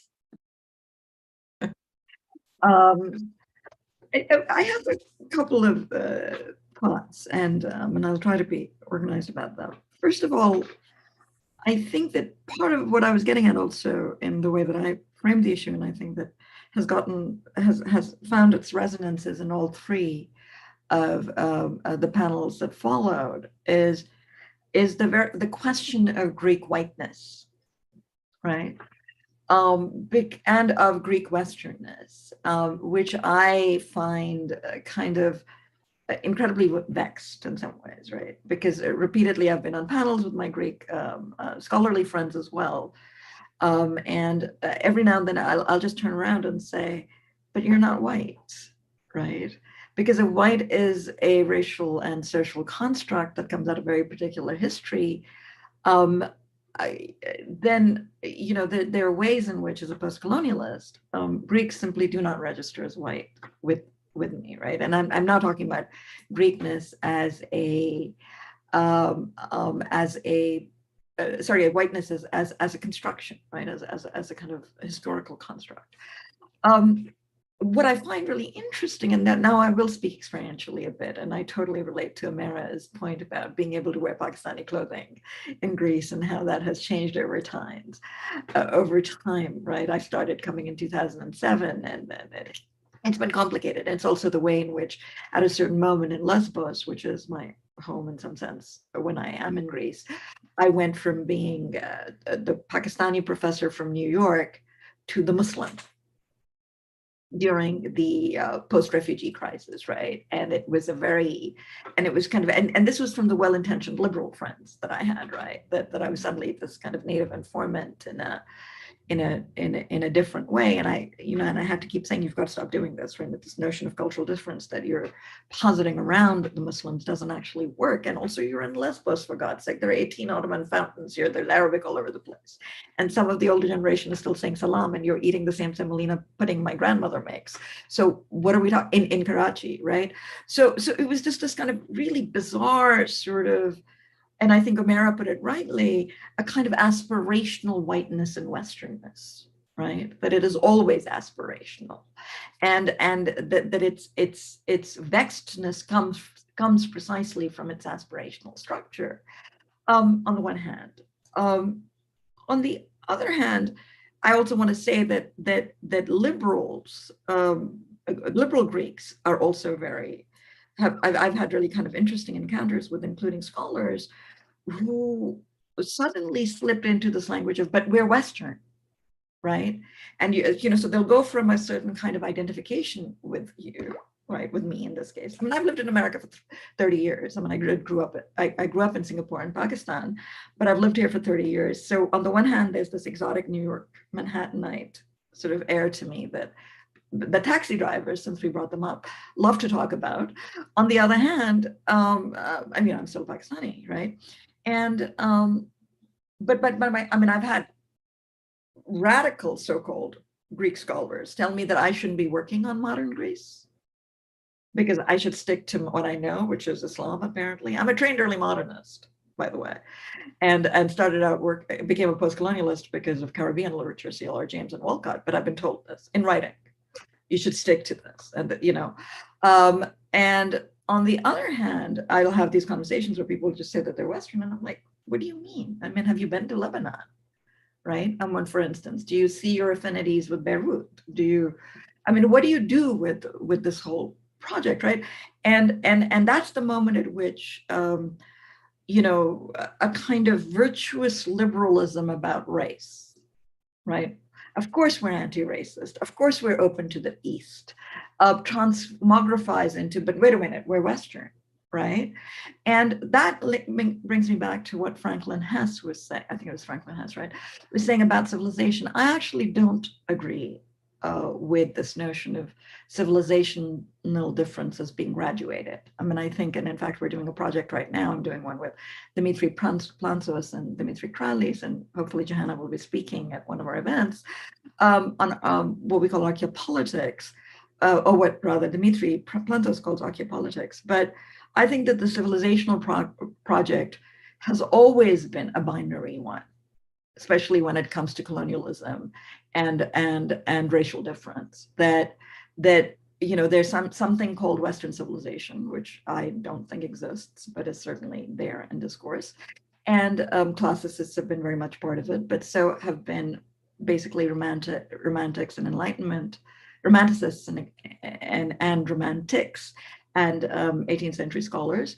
But Western civilization is the node against which everything else is or this entity and Europe is central to Western civilization, against which everything else is imagined. So Greek habitation in that is always to me a kind of really destabilized and vexed thing. And I think that to me, the issue of working through all of this historical stuff has to do with thinking really hard about that history, right? And not just in the sense of, well, we're crypto-colonial, or that we're colonized because our ideal was stolen. I mean, I respect both Hertzfeld and Gergeries and Artemis Leontes on this, right? But actually to think through very much more systematically what colonialism has meant globally or transnationally, if you will, and then where Greece is in that. And I haven't yet seen that happen in modern Greek studies. I'm really glad that we're having this conversation, and I hope we see more of it. So those are my thoughts, and I do want to say that to speak to something Nico said, right? That since 2015 in particular, I have seen the racial situation in Greece get very complicated, and that's not just about Golden Dawn. That has to do with refugees. I have been with Arya Judy, who's in the audience, who's may respond at some point. I walked through. I stay in an apartment, which is halfway between Exarchia and Kolonaki in Lekavitu. And I have walked to Exarchia with Arya Judy, and we've been followed around the grocery store, right? We've also seen the ways in which in our two trips to Lesbos, in our trips to Lesbos, the hostility has increased. Right, and he's African American, so he can speak for himself. But what I'm saying is, and then going as a Pakistani on the one hand, but as a Pakistani immigrant to America is one thing. Visiting with an African American adds a different layer of complexity, and I think all of those things need to be worked through much more systematically. And I think that the discourse in modern Greek studies is not fully engaged, I think, with those issues. And I don't mean to be, pessimistic or whatever. I mean, that's not it. But that's my thought. Yeah, thank you. We have very many questions and very many people waiting to ask more things. So could I ask everybody to keep it as brief as they could? I really hate to do this, but Johanna? I cede to the other panelists. Myra. I would like to address the issue which Ipek raised about whether I felt, or the panelists felt, that the COVID crisis had acted as a catalyst for more or less racism in Greece, let's say. For me personally, I did feel this big sense of relief when the Golden Dawn trial happened and the verdict came out and we saw that. I felt this feeling that finally people, finally people have come to their senses, the society has come to their senses that this really hateful rhetoric is not the answer. But just because that there was a trial and there was a verdict doesn't mean those ideas have gone away. We know that they're still there. I do feel more secure, I feel safer, but I'm wary because it's happened once and I'm worried to see where is it going to come from again. And of course, it's very common, this rhetoric of saying that migrants carry diseases. So when a pandemic breaks, it's the migrants that get a lot of the blame. And along this thread, Greek media just carried on as before. There's been no change. I've been watching news reports where they sent a reporter down to a part of Athens where a lot of migrants live. And this reporter went into where the migrants live. They live in crowded conditions, and there's all the sensational music and saying, look how they live and look how crowded, and look all these beds together in one space, and these people are all together like this, and then a couple of days later there was another report saying such neighborhood of Athens has it's having an explosion of COVID cases, which is strange because it's not a migrant area. This is not made up. These are things which I've heard on the news. So that rhetoric is still there. It's not gone away, and the media really. There's technically there is an ombudsman that you can complain to, but nothing is really done about these kind of things which are being said. So the COVID crisis is now the new crisis, which is exacerbating this idea of otherness. And it's very unpleasant to see when there's a pandemic going on and it's migrant populations being blamed who can't, for example, many of the migrants might be working under the radar, they might be illegal immigrants and they can't access a vaccine, for example. In Greece, you can't unless you have a social security number.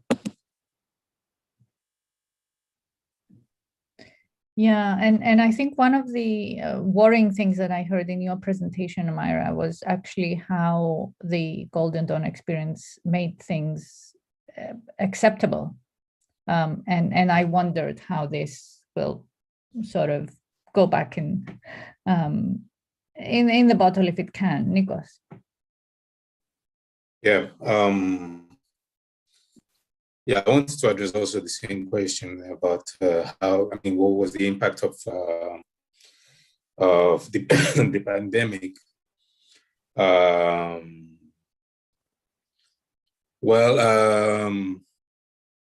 Like Amira said, when Golden Dawn was convicted to in October, and everybody was happy. Everybody was happy. I was thrilled. I was thrilled and I was happy that just like the Americans were happy that finally after the elections, they're going back to the normal racism again.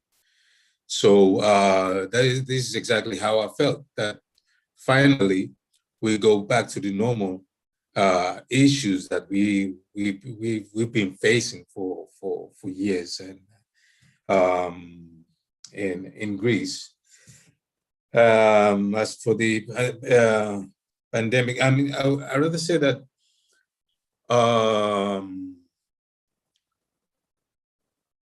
migrants and in general were not that so how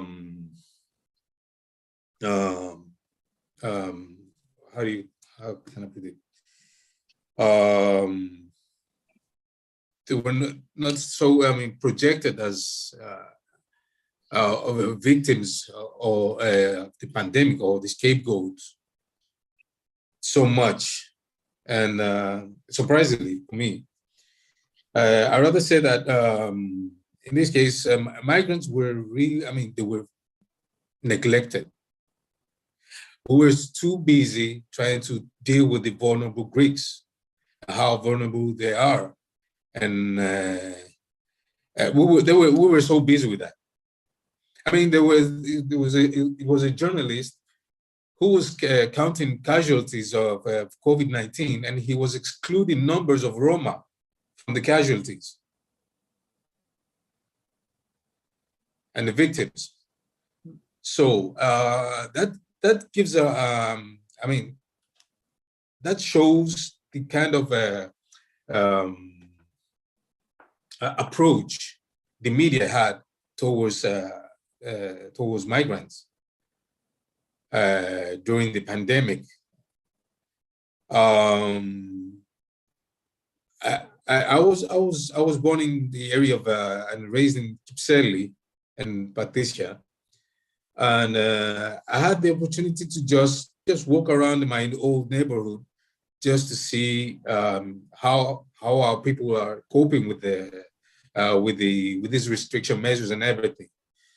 It turns out that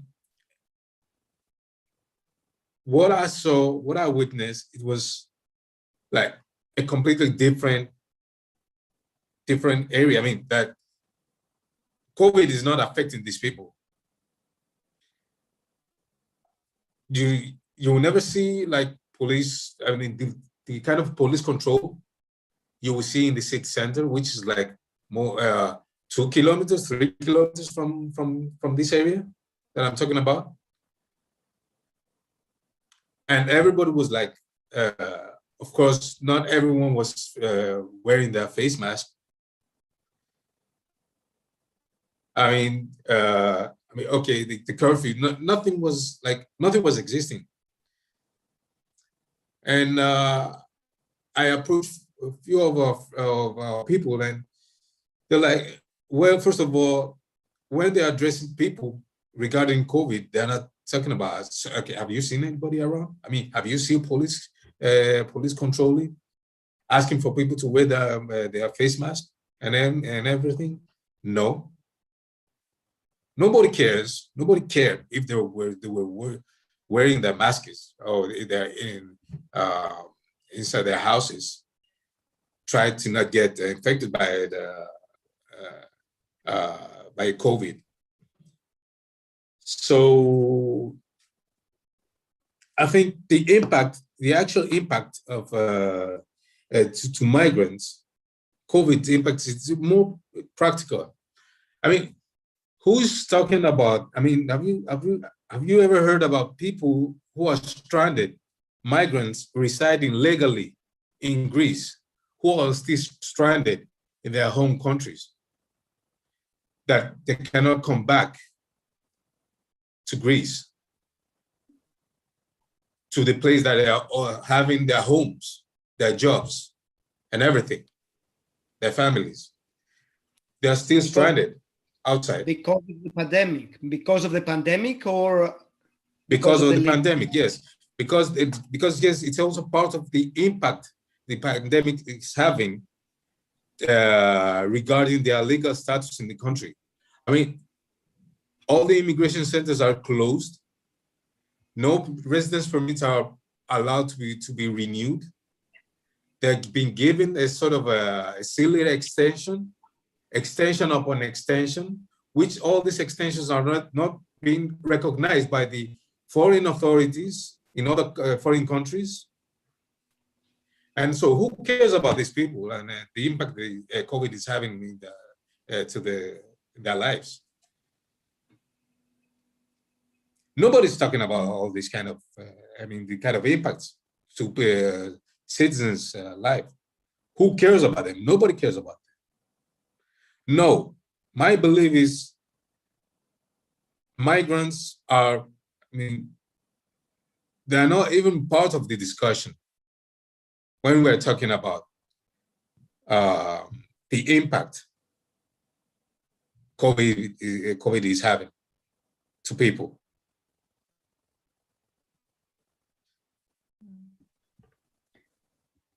I do want to. I've just put a couple of links. I'm putting in a couple of links on the migrant situation and the pandemic that might be useful to people.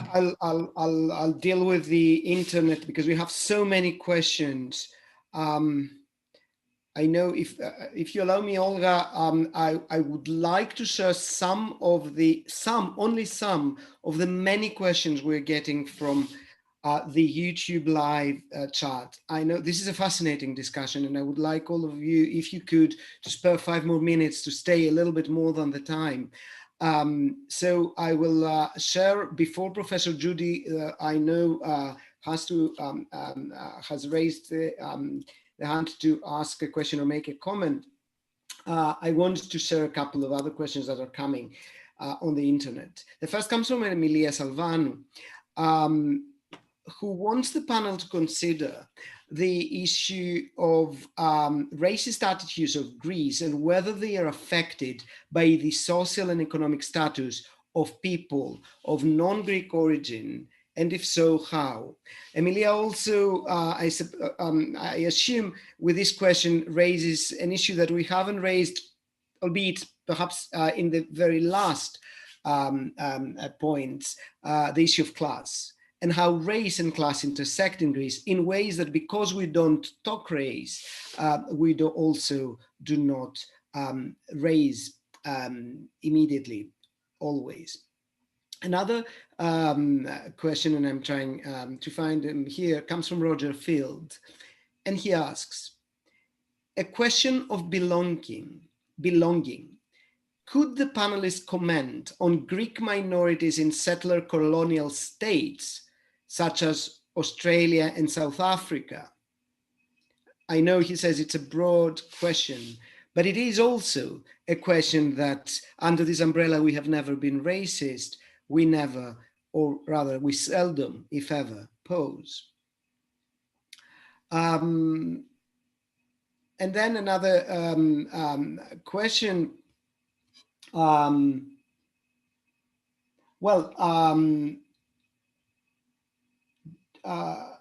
let me just, there are so many that, there is a comment by Maria Christoforidou that I also want to share.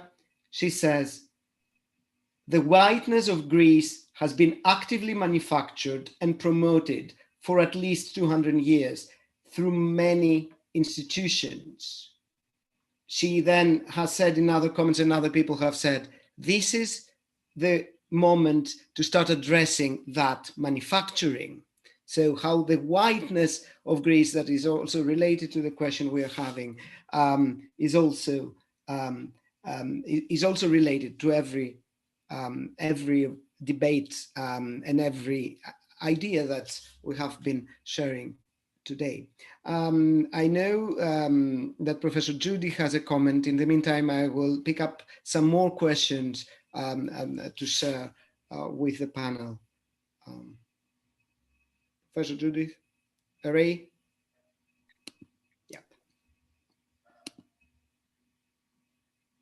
I do not know if you can hear me. I sent a note out. I want to forego asking my question because of time. There's not enough time, and I think it's more important. I mean, we do have time. I mean, you can start your video if you want. I mean, we do want to hear you. I'm really sorry for if you check the YouTube live video. I mean, we must be having like 40 questions out there, but you will give me the time to also collect some of them. Thank you very much, and I'm sorry. I just want to refer to those 40 questions.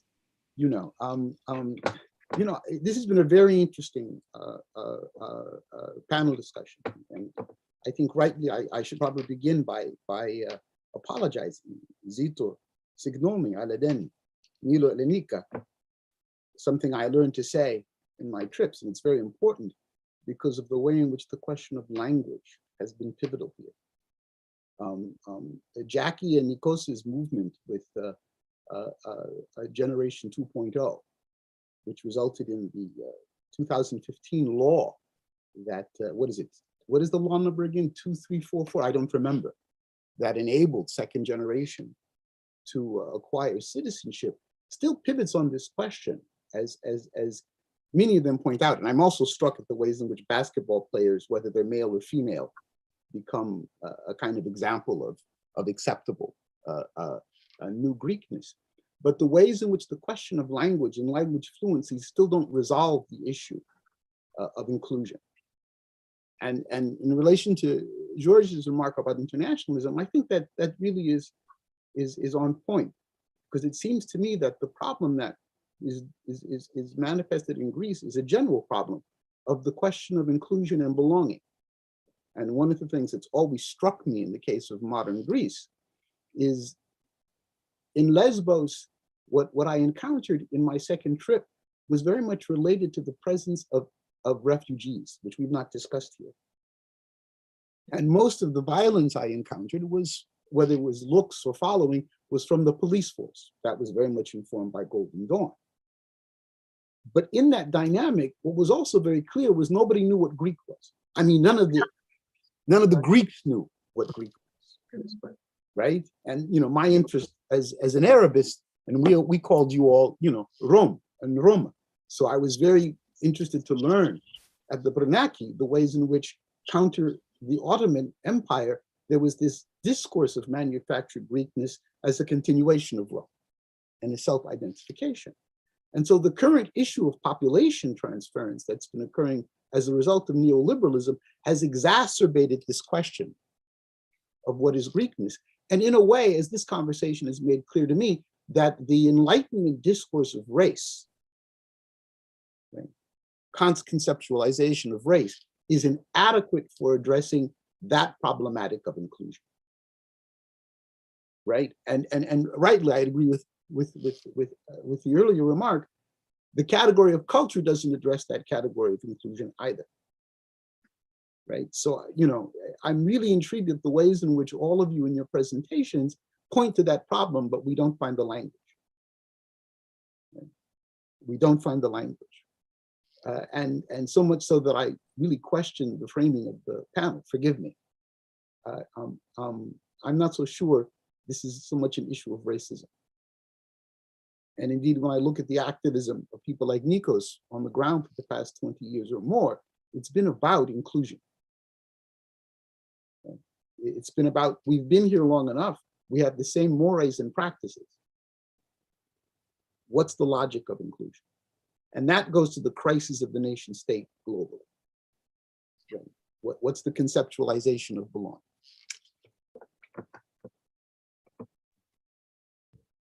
Yeah. I don't know if Dimitri has collated all those 40 questions. We do have a question from Despina, I think, Lalaki. And then yes, I might have, it's probably better like if I turn off my video because my connection is so bad. Well, I wrote it in the chat anyway. Thank you all for your presentation. The discussion is going to so many interesting directions. I just would like to suggest or to point out a danger here, which I feel is sort of like the very interesting and provocative title of the event itself, but also I see it in the discussion that is directing in that is going in that direction. And the danger I feel there is here is that we don't understand racism as a question of individual behavior. I noticed how many of the participants in the discussion or like the speakers pointed in the direction of experiential understandings of race or based the discussion on their own experiences. And there is like a hint of intentionality here, as if racism is all about individual behavior. And by going to that direction, we might miss the point that racism, as we all probably understand it, is deeply systemic, first and foremost. And I would like to point to the direction of our institutions.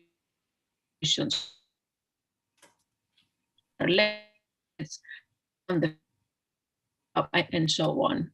I would have more comments about Golden Dawn and wouldn't be so optimistic. I mean, talking about institutions, I would point in the direction of the recent family law or the citizenship law. And this is where the real danger is. I feel like the Golden Dawn was like an rather easy target, but our institutions themselves, like the media, are infused with those ideas. And the way we practice basically racism institutionally is the direction that I would like us to discuss and research more.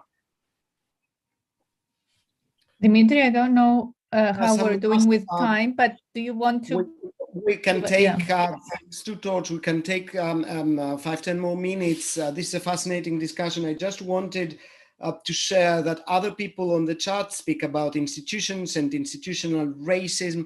They ask specifically about the role of the church in promoting a homogeneous Greekness, and whether and how can this allow a more plural understanding of Greekness and a different understanding of racial and racialized dynamics that are in Greek society. Other people, there are a couple of questions about how this can change in education and how radical, more radicalized versions or understanding, de-ideologized, as one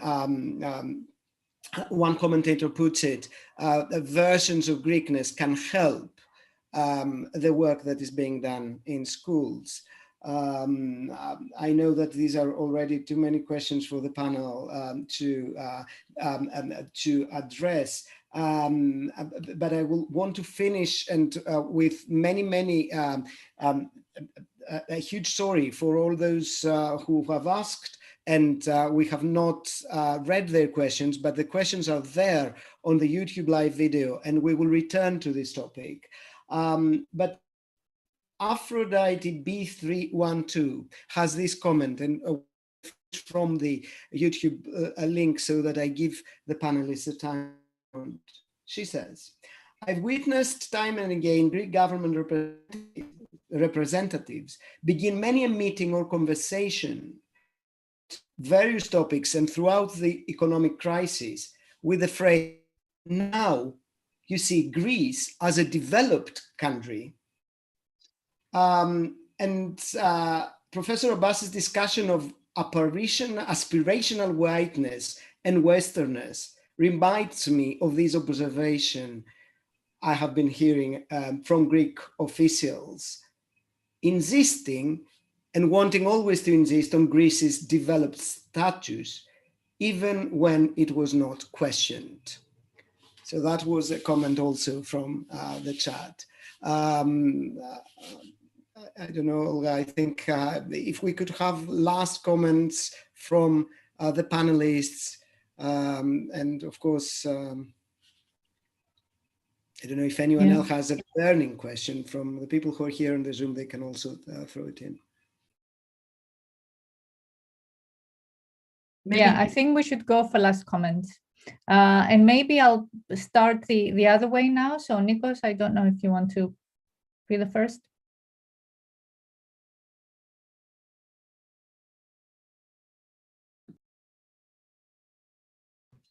Please come again with your question. I'm sorry. Yeah, if you wanted to make some closing comments, especially in regards to basically, I think one question is also where we go from here is something that I take as an urgent kind of comment from everyone. Yeah. Well, I think it's very clear that from now on, we are already late about it, but anyway, it's never too late.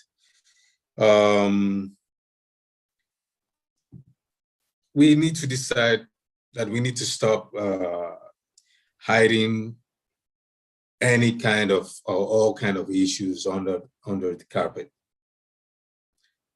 We, as a society, we need to start facing facts. We need to start facing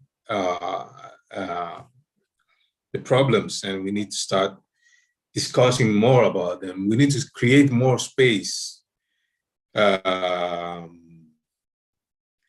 so we need to create more space for inclusion.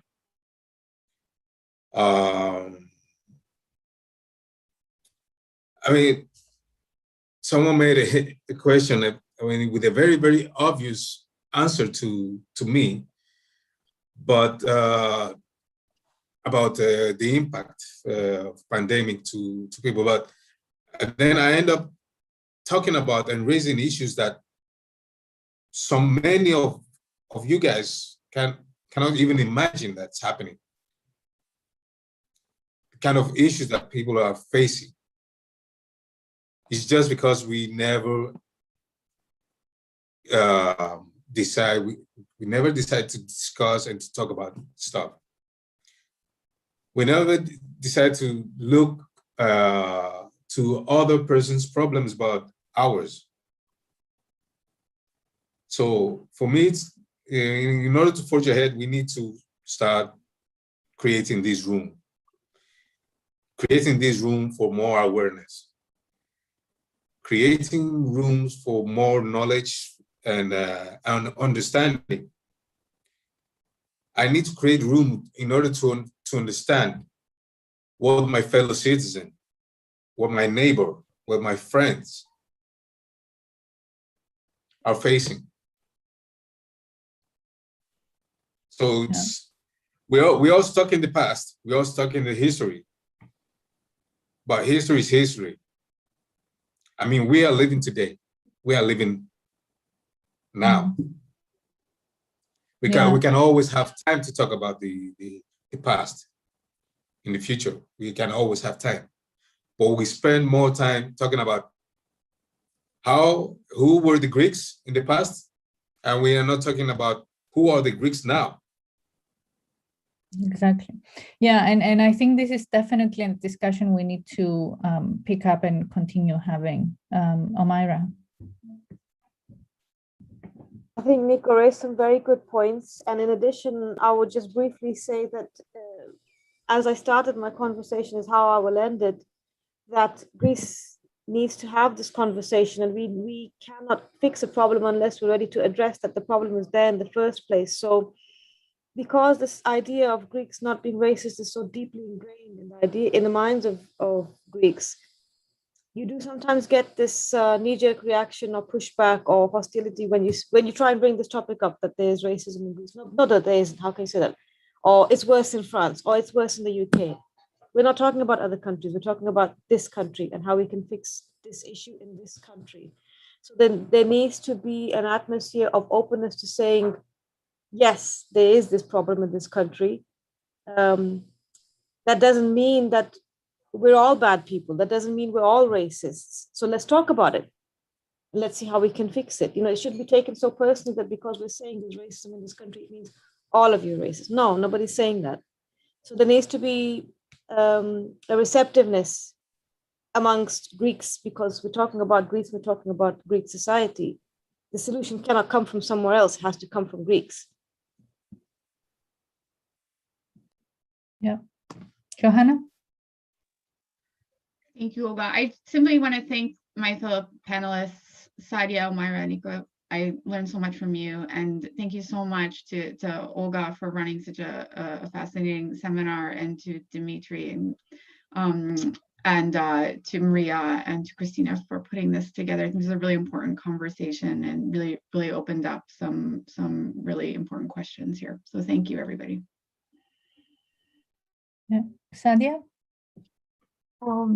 I think it's mostly been said, but there's one thing I will push back a little against. I actually do think we've been talking about institutional racism in various forms. And it's not an individualized question, but it is the case that, and this speaks to something Nico said as well, which is the question of the present. We need to talk about the present. And yes, we do. The point, of course, is that the racial structures and ethnic identity and national identity in Greece, like so many other places, is so profoundly bound up with certain epistemological issues. And that's an institutional issue as well, whether it comes to citizenship laws, whether it comes to national identity. So I think that part of what we really need to confront is the vexed nature of Greek identity in the present, in the past, and whatever it is that we've been, that we keep hearing Greekness is. Having said that, thank you very much, everybody, for the invitation. Thank you, Olga, for chairing the panel. Thank you, Maria and Christina and Dimitri, for the invitation. And thank you to my fellow panelists. I feel like I've met lots of wonderful new people, and I'm hoping we'll stay in touch. Thank you all as well. It's been really great to begin this discussion. It does feel like it's something that we need to continue talking about, and I look forward to the next event when we'll do this. I'll pass on to Dimitri and Maria and Christina for final comments. Thank you all. Maria is telling me that perhaps there is background noise, so I want to thank you all for being here. I don't know if Christina wants to. Do you want to? Yep. Okay. Then I will let Christina take us to the close. I wanted to thank all of you for being there, and the reactions, the comments, which we will archive and will try to put in our thinking, have shown us that we need to have another conversation like this, and perhaps many more. Already, there are discussions about one or two more with a similar theme. The panelists today and everyone who joined the conversation have really showed us the way and the need. And Christina. Just to actually, reiterate the thank yous, but I think we've been having such a great discussion that no matter how many times we say thank you, it wouldn't be enough. So thank you to our all wonderful panelists who addressed this complex question from so many different perspectives and opened up that debate. Thank you to Olga Dimitriou, who has been chairing this panel. Thank you also to all who came and shared their comments and questions here. And thank you to all the audience who has joined us on YouTube today. I think it has been one of the most vibrant discussions we have had today as part of the seminar series, and clearly needs shows the need that we've been, we've just opened the discussion really, and we need to go back to this issue again, which we will. And if you would like to keep up to date with what we are, planning in our next seminar series, please check our website, which is Greek Studies today as part of the seminar series, and Greek Studies now.org, sorry about that. And also join our Facebook page if you have Facebook, which is again Greek Studies Now. You can find us, and finally sign up to our mailing list. Thank you very much. And the last thank you also goes to our wonderful team at Torch, who is supporting this seminar series throughout. Thank you very much, everybody, and watch this space. See you again soon.